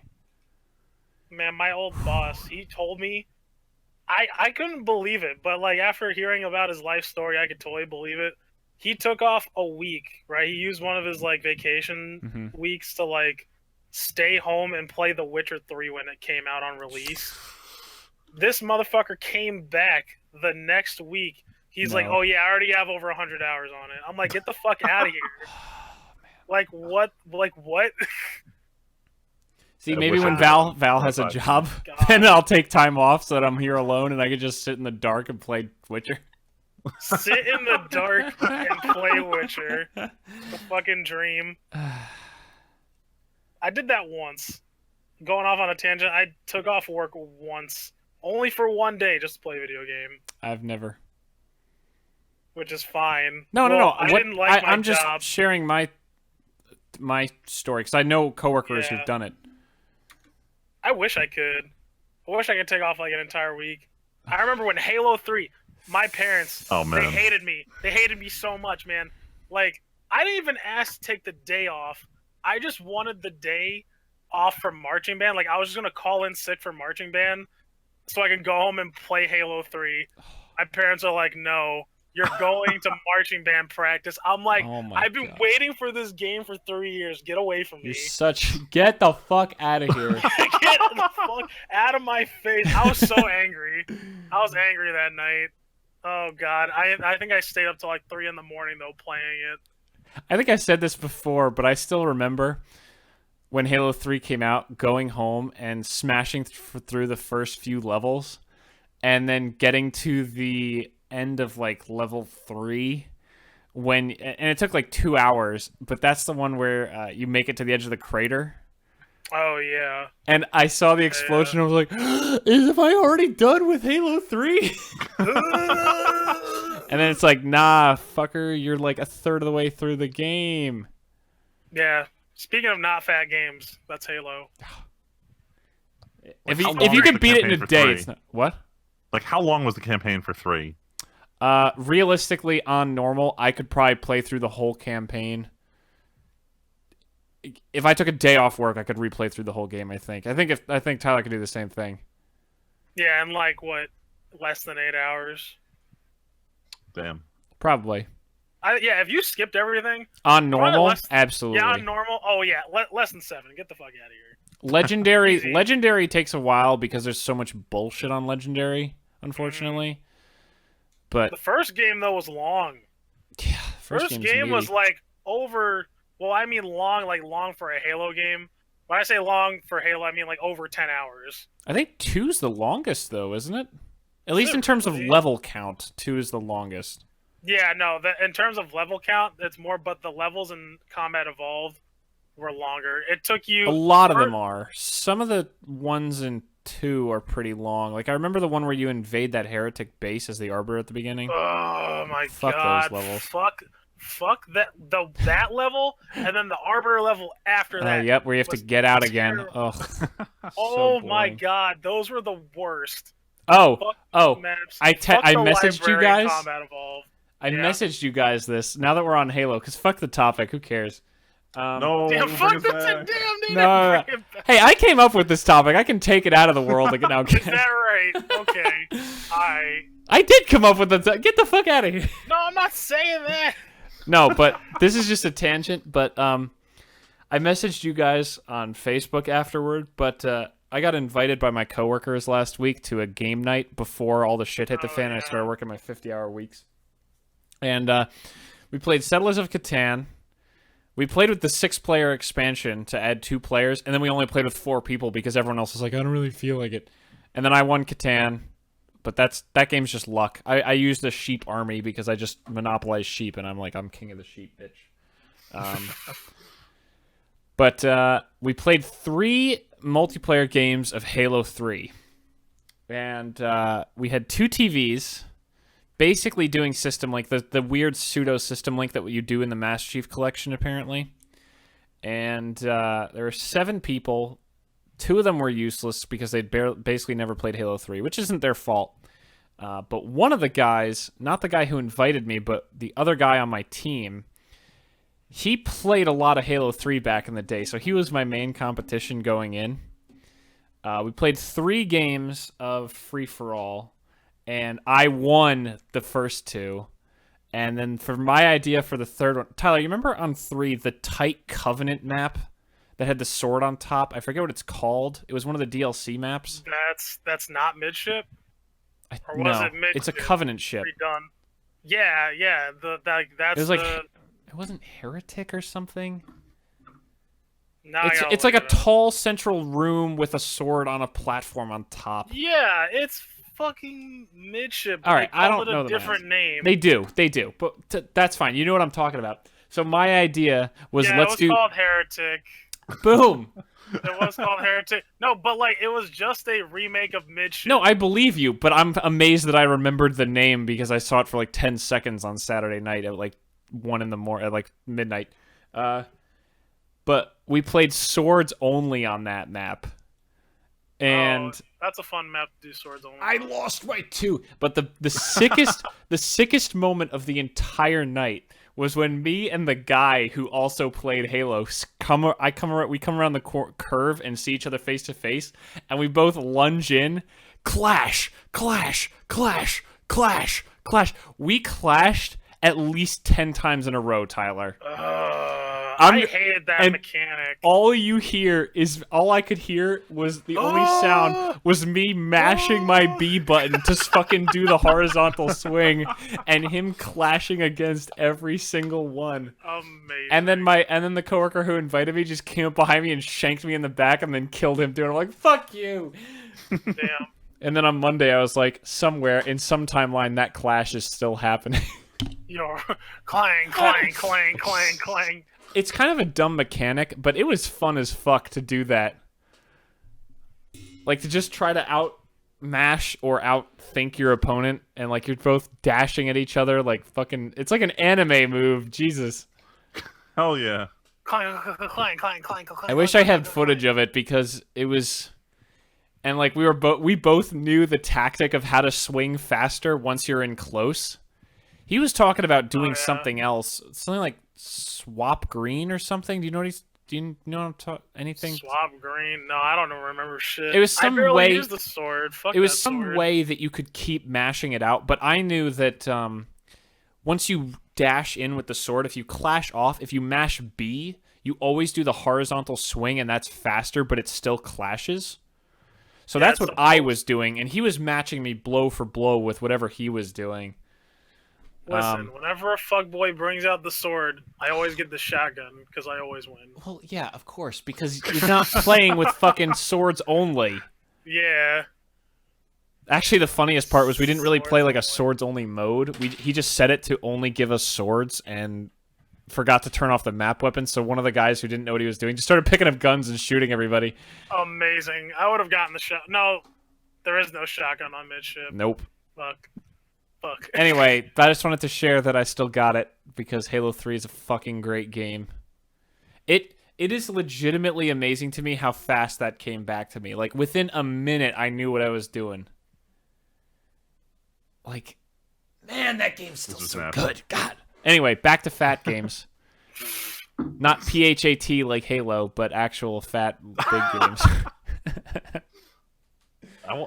One thing I wanted to bring was like one of the biggest downsides to fat games, and I struggle with this so hard trying to beat Persona, is that you can't put down a fat game. Nope. Because when you go back to pick it up, you're going to be confused, you won't know where you are, you're not going to enjoy it, and inevitably end up starting over. It's part of the reason I almost lost one of my I think Mass Effect 2, the Let's Play. I like paused in the middle for a few weeks, and I almost lost it. And it's the reason I've never played Fallout 3 ever again. Because I was like, I don't really want to keep playing this game, and then I have completely lost my motivation to go back. Like when we went camping, the week before and the week after, I was swamped with shit. So I had to like make sure really hard I did not forget where I was or forget like the motivation for playing that game. Like, oh shit! What's going on? I forgot what's like, I've restarted Persona 3 4 times because I'll always put it down, take a break, and be like, "Fuck, what was I doing?" Because you're always trying to micromanage like 6 or 7 things in the background in addition to the plot in those games. Mm-hmm. And the second you lose track of what you were doing, you're done. Yeah, you're done, son. See, that's why I'm a Western RPG bitch, because they all have nice little quest logs that tell you, hey, this is what you gotta do for this thing. I mean, they started adding those to more games now, so it's easier to not get lost in it. And I personally like it. I like being able to pick up a game I haven't played in a while and say, oh, now I remember this, now I remember, let me just start from where I left off. So saying, I don't remember any of this. Instead of saying, I put 20 hours into Persona 3 for the 4th time. Time to start again. 20, try like 60, 70. Oh my god. Jesus. And I'm going to have to do it again. I'm at the end of the game and I don't remember what I was doing. I'm going to fucking lose if I don't. Oh god. I gotta start over again. Oh no. Freeman, no. Freeman, you're the one who needs to take a week off just to beat Persona. It's honestly been 5 years since I This is my third playthrough of Persona 3, and I'm like scared to try it again. Oh my god. What I had to do that for a game. I almost had to do that for a game recently. What the fuck was it? I know I did it for Final Fantasy VIII a couple of times because I got frustrated and I was like, I've got to do that too. No. Oh. No. Forget it. Don't do it, Freeman. Yo, I almost made it to disc 2. Yo, side note, you know what? When you brought up I saw the headline too for the Final Fantasy 15 PC support. I was like, fuck, maybe I'll finally play a Final Fantasy game. It's honestly, it's the tagline for the game is a Final Fantasy game for newcomers and longtime fans alike. So I think that's a crock of shit, but hey. Whoa! I said it. Why? Playing here. I said, Tetsuya, you're full of shit. Why? I love you, but you are. Is it not? Wait, who was it? Tabata directed the second. Oh, that's right. No. What happened? No, why? What part of Why? that do you not agree with? I don't know. Honestly, I'm just spouting shit at this point. I don't know. Like for some reason, like it's not a very intuitive Final Fantasy, right? Like, I know some of my friends, like even though they play Final Fantasy games, they're like, oh yeah, I don't even use magic. I think it's like, dude, I didn't even use magic. See, it was too like, complicated. See, like right there, seasoned Final Fantasy player doesn't even use magic because apparently it's too complicated. Don't get me wrong, it was cool, but I couldn't fucking aim the shit to save my life. I'd much rather just use the sword. So that's just like one reason right there. Okay. All right, 0 out of 10. Can't use magic. Can't play a game. But that's the thing. I played through it like a newcomer would, where they don't want to get deeply engrossed in the magic system. And it wasn't until I started doing like the hard mode variants of the dungeons where I'm like, oh shit, I actually have to use magic. Then I started like exploring the mechanics, and that's kind of older Final Fantasy. You did have to do. You needed to understand, like, you know, you have one character who's good at magic. You better understand what kind of magic to use with them. But with 15, I want to say you can play it the way you want. Right. Up until a point. And then you got to play it the right way. Till no, I play. Oh. Well, Freeman. Oh, Freeman died. No. GG. Freeman, you all of a suddenly cut out on Discord if you can hear us. Like it sounded like you're back. I lost audio on everyone. This is happening like every 5 minutes for me. I might just want to reset Discord real quick. Alright. Alrighty. If you guys want to go back talking about Halo. Fuck yeah, Halo 3! Hell yeah, double shot! Yo, but actually, side note for Halo. Halo Wars 2. I don't care, Tim. I'm sorry. Tyler. I'm sorry. It's okay, I'll because play I don't play single player. RTS. That's fair. That's fair. Only reason why. First one was fun, but fuck controlling that stuff on the... I mean, I watched Ed play Battle for Middle-earth 2, the Lord of the Rings console strategy game, but like, give me a mouse and keyboard. Right. I'll forever say Halo Wars was the best you could make a console RTS. It doesn't mean it was good. Doesn't mean it was well implemented. Yeah. Console RTSs they're a thing of the past. I don't think we're going to see a second resurgence. But there's no fat RTSs. StarCraft 2 tried and failed. That's why the remastered one came out. Of Star Trek 1. Or not Star Trek. Star Trek 1. Star Trek 1. That shitty movie. Damn. God not the new one, but the original one. The original Star Trek movie.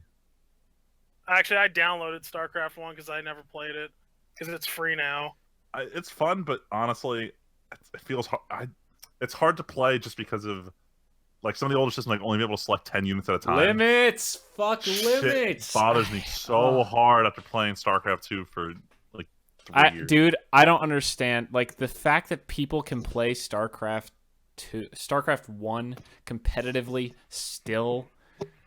How does your brain not melt from having to, like, have so many groups of 10 things? Look, you don't have 300 APM because you want it. You have 300 APM because you need it. I just, like, fuck. God. Oh, my God. It's God. so... God, no. Like, how do you... Inhuman. Just all muscle memory. Yeah, right. All the muscle memory. But fat games. So, wait, are we still going off about why I think it's a crock of shit? Oh, Final Fantasy? Oh, Final Fantasy 15? Oh, yeah, let's go back to that. Sorry, we quit that when I disconnected. Yeah, let's go back to that tangent. Let's go back to that. I don't like, it's just the feeling of it. Like, there are some parts that are easy enough, right? Like, I like the open world aspect, but I feel like it just throws people into an almost overwhelming like sense of the open world. That's how I felt about it. Wait, think but they did a pretty are good you job coming with- at it from the angle of thinking it's not for newcomers or mostly for newcomers? Not for newcomers. But how does the open world do that? I guess because all Final It like Fantasies throws have you it. in there, and it's like, all right, have fun, essentially. I mean, think isn't they that did a kinda pretty cool? decent job. So like, I'm You not get gonna kicked spoil it, out. but Yeah, like the first part of the game, it's open world, but they basically contain you to like the first quarter of the world, and they're like, you can do what you want. And they do have systems where they explain you can go on like quests to kill monsters, or your plot line's over there, or here's your car, you can drive it here because that's where so and so is, and everything's marked on the map. And I thought the first like 5 hours of the game did a really good job of explaining to you like, here's what's going to happen. See this area, you can go around. Like if you drive from the northern part to the southern part of the opening map, it takes you maybe like 7 minutes to get across the map just by car, which is a lot at the beginning of the game. But which I then think is a lot for like a new player to experience. I thought it was, That's my but opinion, compared though. to like how most Final Fantasies are, I thought it wasn't that bad. Like jumping into 10 is hard. They like just dump you in the middle in terms of both like lore as well as gameplay. Yeah, Whereas 15, I agree with that. they held your hand just enough that I like going into the first real mission of the game.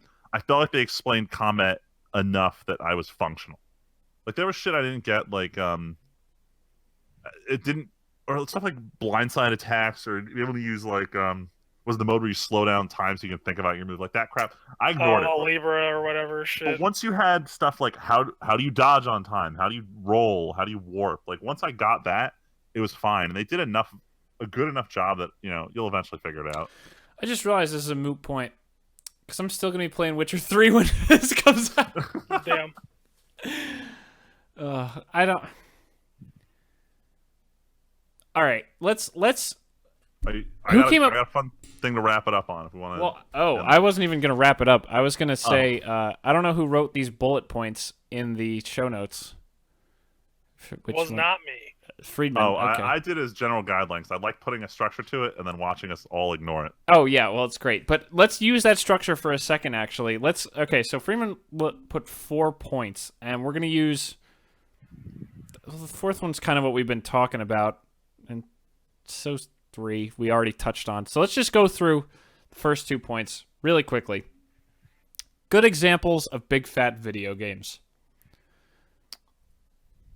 Kind of said a couple, I think. We list a lot of them. I think so, but I think also a nice, because I'm thinking about, I mean, no one left comments this week, but the other week when kid creators like, hey, how do I get into this stuff? How do I get into Final Fantasy and Persona? Like, if we each give 1 or 2 examples of a good big fat video game that we would recommend, I think that'd be a good. Before we get to Freeman's closing thing that he had, that this is kind of a good wrapping up thing. Yeah. So we'll each do one. Tyler, why don't you go first? For a good example of a fat game. Yeah, good example of a fat game. Okay, so I kind of want to go back just for a second, back to that starting point just a little bit. Mm-hmm. I think Horizon Zero Dawn did a really good job. It's not like a super fat game, but if a person wanted to say get into the nitty gritty of some action RPGs and or other free roam games that do a lot, it kind of offers that. Mm-hmm. It's kind of like Far Cry. Actually, it's a lot like Far Cry, Mm-hmm. but it gives you a lot of other stuff to do, and the story is very immersive and everything like that. I wish that game would come out on PC so I could play that. Man, it's my game of the year so far. Wow. Even over Yeah. Zelda. Well, I mean, I haven't played through Zelda yet, so I can't make an accurate assessment. That's fair. Yeah, at least I haven't played enough of Zelda, I should say. Okay, here side question then. Were you enjoying Horizon more than Zelda at the same point in Horizon? Oh man, that's hard. That's why I asked the man. question. Yeah, man, because all right, so I really like this new approach that they took to Zelda because it's so open and it's so different, And I'm like, man, I can literally just go anywhere and do whatever the fuck I want. This is actually great. Like, this is Elder Scrolls Zelda Edition. Yeah. And I'm like, this is just amazing. I don't like the breaking of the weapons, but it's like, whatever. I'll get over at some point. At some point, I'll have enough weapons. Yeah, Horizon was like, I'm just as invested. But the combat is really fun, and the character writing and the lore building took my breath away, man. It was great. It was amazing. Yeah, and like, it offered enough. It was like one of those things that a lot of the new, I almost want to say it's taking the Dark Souls approach, where it's like, oh hey, we can say you can go to this area, but it's not a good idea, and you'll find out in about 2 seconds. Yeah, so like I like stuff like that too, and they have that. Freeman, a nice big fat game. I mean, I realize that I don't shut up about him at all, but I'm gonna say Persona 4, but I've got a good reason why. It, instead of using its longer form for expanded like gameplay or side quests, it really uses that time to get you very, very deeply connected with the characters.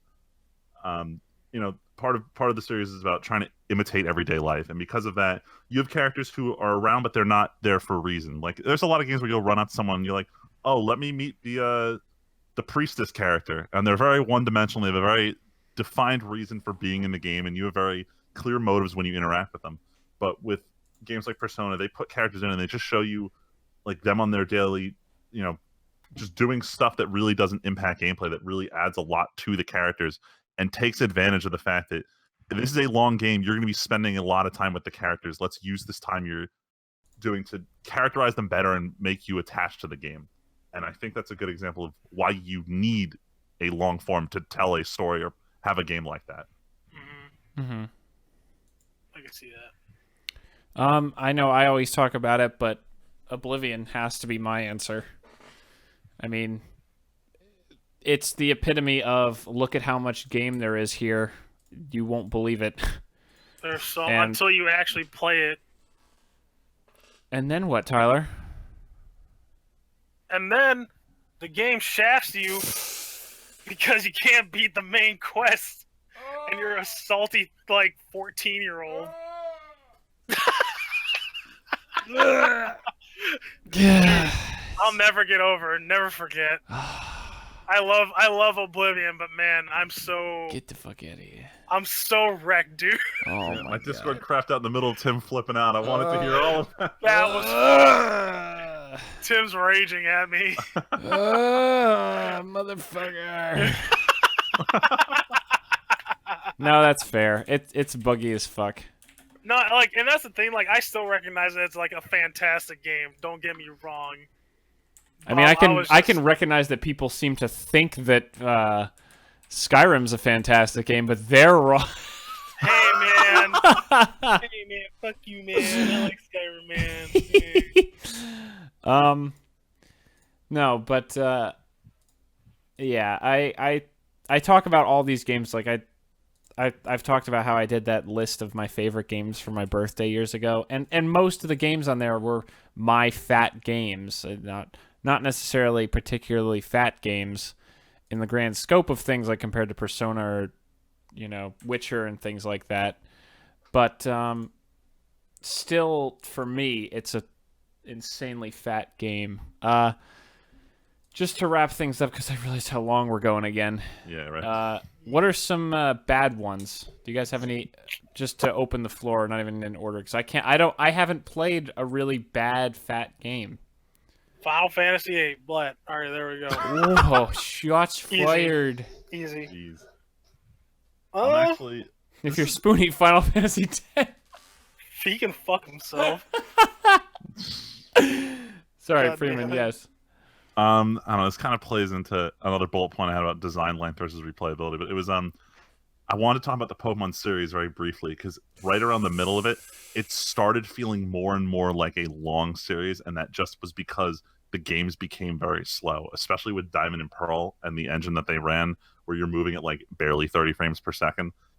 That game, like, generally speaking, current Pokemon games will take you 40 hours to beat. That one took you so much longer because of how much they designed it to feel like a slow game. that it felt like a slog to get through. I have tried replaying Pearl once, and I don't want to anymore because it feels like it takes forever to play this game, and it feels like a huge time investment to the point where I'm avoiding it like I would a really long running game. But they've kind of like oversteered to fix it with the Gen 6 games like XY, Omega Ruby, Alpha Sapphire. They added a lot of things to help speed it up, like the way they made the experience all that you get it right from the beginning of the game. Ooh, whoa. And that made it go a lot faster. To the point where you weren't like sitting there grinding crazy, shit. actually. But the thing is, it made it a little too fast. Like, you could probably beat Sun and Moon in like maybe less than 35 hours. Yeah, see, I beat that shit in 30 hours. Yeah, it felt so short. Like, it didn't feel like part of the series that I knew. It didn't feel like a real adventure, actually. Holy shit. Yeah. Yeah, like the other games, like, even when I was playing Heart Gold, which essentially I was replaying Gold, it still felt like a journey from, like, beginning to end. But, like, when I played Sun and Moon, I was like, Jesus, this. But even I'm then, really like, breezing through all of this. part of what makes Gold and Silver so long, especially in like the second half, is that they didn't design a lot of places for you to level up in that game, and that's where that the was game, difficult. the game design stretches the game length out, any kind of mechanics being in place to do it. Luckily for me, somehow, past me, traded higher level Pokemon to Heart Gold for some reason, and I just railroaded. Yeah, I don't even remember doing it, but I guess I did it, and somehow I ended up with 2 Hoes and 2 Lugias and 5 Master Balls. You're like that 5 kid who had Master six Balls. Mewtwo's in Pokemon Red. Don't know how the fuck I did this, but hey man, whatever. Hey man. Hey man. But yeah, that was a double whammy. Bad example of a long form game and a bad example of how they fixed it. Yo, I feel like I should just add the reason for 8. I feel like just because, like, Final Fantasy 8, because they just did a really horrible job at establishing how important junctioning is. Like, they tell you how to do it. Like, yeah, this is how it, like, you know, you go to your stats or whatever, but, like, man, you can't, it's like you really can't play that game without doing it because it just fucks you later. Like, if you don't do it at the start of the game, you are actually screwed. Someone gave me a good example. They said it was like the game tells you it's something you can do, when in actuality it's something you must do. Yeah, like they don't emphasize the importance of it enough. That's unfortunate. Because you'll be like me, you'll be 8th grade me, get to Cypher on the 3rd fucking disc and just die because he takes, God, I don't know, he takes like at least 2 or 3 more turns than me because he's so goddamn fast. And you're just like, well, screw this. Well, fuck. Yeah. Guardian Forces can only take you so long, can only get you so far. Yeah. I don't know if I really have a bad example, because honestly, I only play good games. My name is no, not that at all. Honestly, like, I guess it's almost half that. I don't search out games that much, especially these days. I don't know. I never played so many games, and I usually at least tried to research them in advance. But also, like, a bad experience for me was Fallout 3, in that I didn't give enough of a shit about the game itself to eventually I just put it down one day and never picked it back up. But I recognize that Fallout 3 is probably a mostly good experience. I can't remember why, but I just got bored. For me, that's a bad one, but I'm pretty sure it's not actually. I'm pretty sure it's just me. One of the reasons we don't have that many bad ones is we're also very critical of these games before we start. So it's less likely for us to jump in, try a bunch, and experience some bad ones. We're very inclined to try the ones that we think are going to be good because we know about the time investment. Yeah, I mean, or in your case, Tyler, for Final Fantasy VIII, that's the 8th Final Fantasy game. You're going to just buy it. You weren't going to not buy 8. You're right, I did buy it. And guess what? I was wrong. It was a wrong purchase. People make mistakes. But outside of that, it's also cost so much work to make that game. Yeah. Anyway, Yeah. just in the effort of ending, Freeman, what was the thing you were going to say before I rudely interrupted like 10 minutes ago? It was about how they ruined the Pokemon franchise with Sun and Moon. Oh, Okay, there we go. Boom. There was There. gonna be that little transition and then just end there because that was a fun stopping point. I know this was kind of a meandering topic, but it was something worth talking about, the impact of big old fatty games. It's interesting enough, and it was relevant to my current events. Yeah, exactly. Yeah. It was me trying to find a way to work in the fact that. So Freeman, let's end with this. We talked about good fat games. We talked about bad fat games. In the series of fat games known as Persona. Now, you said you didn't beat 3. I've beaten like 90% of 3. Okay, how does 5 stack up? You're not the first person to ask me this question I'm today. sure you Yeah, were now thinking we're of it getting- when you finished the game, even. Yep. It's so fucking hard to answer this question We because need it for the record, though. in terms of style alone, 5 was the best, but 5 improved so much on gameplay aspects from 3 and 4. 3 and 4 were largely developed back to back and are very similar together. But what 4 did in terms of how well it built its characters and how well it framed its story around a mystery made it my favorite game for the longest time. But 5 did take advantage of how it wanted to frame the story and how it wanted to make certain themes more prevalent in the game. But at the end of the day, I feel like I liked 4 better. Just from characters and the way the story was executed. 5 was definitely on a way bigger scale. Like I think I beat Persona 4 in under 100. I spent 150 on Persona 5 doing all this extra shit, and I'm still not done with it. I can't so say hard. for certain, but I believe the podcast I listened to, they both agreed that 4 probably had the most. The story carried it enough, and the characters carried it enough to be the most. That probably still the favorite out of those 3. Like, I'm not going to lie. I cried at the end of Persona 4 because it felt like I was saying goodbye to really close friends when you say goodbye to your group of in-game friends. Mm-hmm. With 5, the ending didn't have that much of an impact because your relation with the characters was more about you had a common goal that you were working together with them on. Whereas in Persona 4, everyone you met who's part of your group, you met them because you helped them like deal with a personal ordeal. You were on a much closer level with all of your teammates in that game. Mm-hmm. And it left more of an impact when you had to actually say goodbye at the end of the game. Right. Because I don't know if I should drop a spoiler. The ending of 3 is very depressing with the circumstances under which you say goodbye to all of your teammates. 4 was a lot more happy and joyous. 5 was still an upbeat finale, but it didn't have, from the character perspective, it didn't have that much of an impact. Plot-wise, 5 was great. It had a really great ending that the whole game was leading forward to, whereas 4, it felt like it was pulling at threads at some points to kind of get the ending message across. I don't know. They both have their Gotcha. merits. It's really hard to decide. No, that's fair. I mean, it's not an easy thing to decide when you have 2 great games. Hell, ask me any day of the week and I'll tell you KOTOR 1 or KOTOR 2 is the better game. Halo's pretty... Tyler's going to disagree with me, but Halo's pretty clear-cut. I forgot which one was yours. Well, actually, Was- no. was You it just like 3? 2... You just got into 2 because of the multiplayer. I still think 3 Yeah. is the best.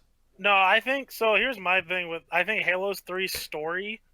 I think Halo 3 overall is the better game than 2 because Halo, like, I really enjoyed Halo 2's multiplayer over Halo 3, but like the 3 story was just great, and so is its multiplayer. Yeah. So I'm like, I think it's a better game overall. But like, man, Halo 2 holds a special like place in my heart because that was like the first game I ever got good at. Mm-hmm. Like I was like, yo, I want to get good at this game just so I can dumpster kids. All right. Well, that ending the fat discussion on Halo, of course. Yeah. But I think that's it for this week. We don't have any comments or anything, unfortunately, but that's okay. Week's looking ahead. Freeman, go ahead. What are we looking ahead to? I think I'm going to take a short break before I start New Game Plus on Persona 5. I don't know how long that break's going to last for. But I do want to catch up on a lot of the anime I haven't watched this season. I still haven't watched the Ballroom anime, which is It's getting mixed reviews. I want to see what all the complaints are about.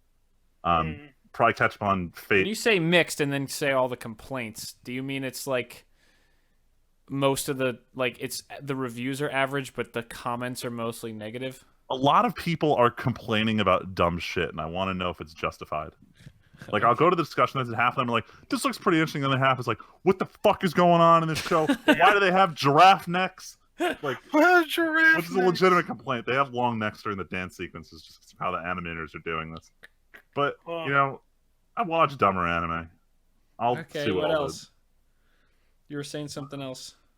Probably getting ready for the Guild Wars 2 expansion. A couple of my buddies are actually really getting back into it. I want to see if I can find some time to play with them. I probably won't. I have to take care of my grandfather the next week or so I can't really be on my PC in the other room all night. So we'll see what I actually get done in this week. Mm-hmm. Tyler? I got a full list of things. Like, now I'm like going through all the stuff that I want to do. I'm like, man, I got some shit to do. So since I'm starting this new job at the hospital, I was like, maybe I should like troll through the operating system some more and like go through some like fixes and stuff that I haven't touched in a while, right? And like maybe mess around my computer. So like I'm gonna do stuff like that. Just to bone up for on those the at job. home, Tyler got a new job. Oh yeah, I got a new job. Yeah, fixing computers. Now instead I'll be yelling at the monitors instead of kids. It's gonna be great. Hell yeah. They can't freak out back. Yeah, they can't threaten to shoot me or anything, so it's better. Oh my god. Yeah, bring it to the podcast. Yeah. Oh my god. Was it and also I decided to do some more since I'm like for my game, for my D&D game, since I'm a little caught up on what I want you guys to do, like since I have the prep work done, I'm like, oh, this is great because then that means I can go back to world building, right? So I'm gonna start doing that, and so far I've been digging into some research. Actually, no, and it also spurred just so like you guys can maybe like get an idea of where some of this stuff's coming from. I forgot about my professor back in school, who was also quoted in Civilization 6. Really? What? Yeah. And I feel bad because I don't think anybody realized how smart she was, right? I mean, like, yeah, she was a doctor, but like, I didn't know that she was writing, like stuff on transhumanism, like basically like Deus Ex Machina shit. Like, her husband have been writing like theses and have been a part of like the post-human movement and stuff like that. Like, she has a bunch of articles. Fuck? Yeah, so I'm reading up on those that I never read in college, and I'm going to be consuming some other media, cyberpunk media this weekend to get some more inspiration. Speaking of cyberpunk, there's a fat game coming down the pipe someday. Yo, I'm fucking ready. My goal is to beat Witcher 3 before that game comes out so I can be like, CD Projekt. Yeah. You guys never got around to watching No Clip, that YouTube channel I linked to you guys. No, I did. Didn't get a chance yet. I did. I watched some of it. I watched the Doom one. And? I thought it was really good. Dude, that Hugo guy? Wait. I'm trying to remember who he was. He's the big guy who talks about like watching movies and stuff. He was a writer. Oh yeah. Dude, oh yeah. He was on Pacific Rim, right? If you wanna hear more from him, he has the full unedited hour-and-a-half long interview with him. It is fantastic. That guy is like a YouTube sensation off of that video because he is so cool and chill, and clearly he is a cool guy. He loves Doom. Oh my god. He's like, Doom is great. Has your kid played Doom? I'm not going to disclose whether or not my kids play Doom and if there are conflicts in the house because of it. I was like, yo, this guy's the man. No, yeah, you should watch, if you liked it, you should watch the Final Fantasy one too, because that was a lot to digest. I've watched half of it. It's really fascinating stuff. They really go through and dig into this stuff. Like, what did Doom, after Doom 3, they were going to do Doom 4, and what did that look like, and how did they rebuild into making this new Doom? And then with Final Fantasy, it's like, how did 14 get developed, and then oh my god, this is falling apart, and this guy Hearing the steps part up. about the localization was very interesting. For what? For Final Fantasy 14. Oh, you watched Like, is there all a of talk- Doom and half of Final Fantasy? Yeah, I watched all okay. of Doom and I watched half of Final Fantasy. Gotcha, 14. gotcha. Yeah. And they were getting in. There was the one guy who did like the localization. Yeah, the for one 14. English-speaking guy that they interviewed in Yeah. Japan. The localization director for English. No, Oh, but man. anyway, yeah. Sorry, go ahead, Tyler. That's pretty much it. And then playing some more Breath of the Wild. Nice. Yeah, Nice. that's pretty much my agenda for this week. I am just dying. No, know. Tim, no. I know I keep saying it, but currently in the middle of crunch time at work. Literally getting off this podcast, taking some sleep stuff, and passing out Sleep. for about 6 hours, maybe. If I fall Solid asleep plan. within 40 minutes, I'll have 6 hours of sleep. That's about how I'm looking at it right All right, now. well, we'll see everybody next week. Yeah. So Tim can go to sleep right the hell now. No, but yeah, I don't really. Oh, actually, today the first episode of my new Let's Play, Metro Last Light, released. Oh yeah, I saw you post that. Metro 2333. I don't really remember super well, but that game was fun back when I played it. And so far, Last Light's a lot of fun. I only did one session of it so far. I suddenly finished another Let's Play. I finished Alan Wake and Starpoint Gemini recently out of the blue. And originally Last Light was supposed to take the slot of Gemini going third while Dragon Age and something else went forward. But suddenly that all fell apart. For right now, I think I'm almost actually done with vanilla Dragon Age. Then it's on to DLC and stuff, which will still take a while, but the main game I'm almost done with, which is really cool. Last Light will probably take a little while, knowing how long 2033 was. And I have a whole bunch of ideas of games that I bought a new game on GOG recently. I have a game on Steam I've had saved for a while. Witcher 3. No joke, is actually in my head now. Might happen. Yeah. Yeah, I'm mostly, I wanted to start having occasionally a second video a day, and then work just picked up like a runaway train right now. And these last 2 weeks of August, and probably most of September are going to be really shitty. So I'm just going to keep my head above the water right now. I'm still going to go play Magic at the store because Magic keeps me sane. I'm already plotting out what I'm going to do with the new Commander decks, which come out on Friday. Oh, Tim, no. What? You cut out for a second. Oh no, I heard it. Might have been you. Oh, maybe it was just Discord. me. We're done. Discord is so shitty tonight. I didn't hear half the stuff anyone said tonight. That's okay. It wasn't. It weird. wasn't worthwhile. I played along well enough. But yeah, so we're gonna head out, and we will return next week. And then the weekend after that is Labor Day weekend, and me and Val are driving home to go to the Renaissance Fair with these guys. Friend fair. It's gonna be great. So it's gonna be a fun time, but I'm literally working every single day until then. So I'm looking forward to going home. Stay strong, Tim. Believe stay in the strong. us who believe in you. Oh my! And with that, the TNT podcast is once again canceled forever. Cancel for too much weeb. Too much weed. Thank you very much for listening, everybody, and we'll catch you next week. Yep. See ya. See ya.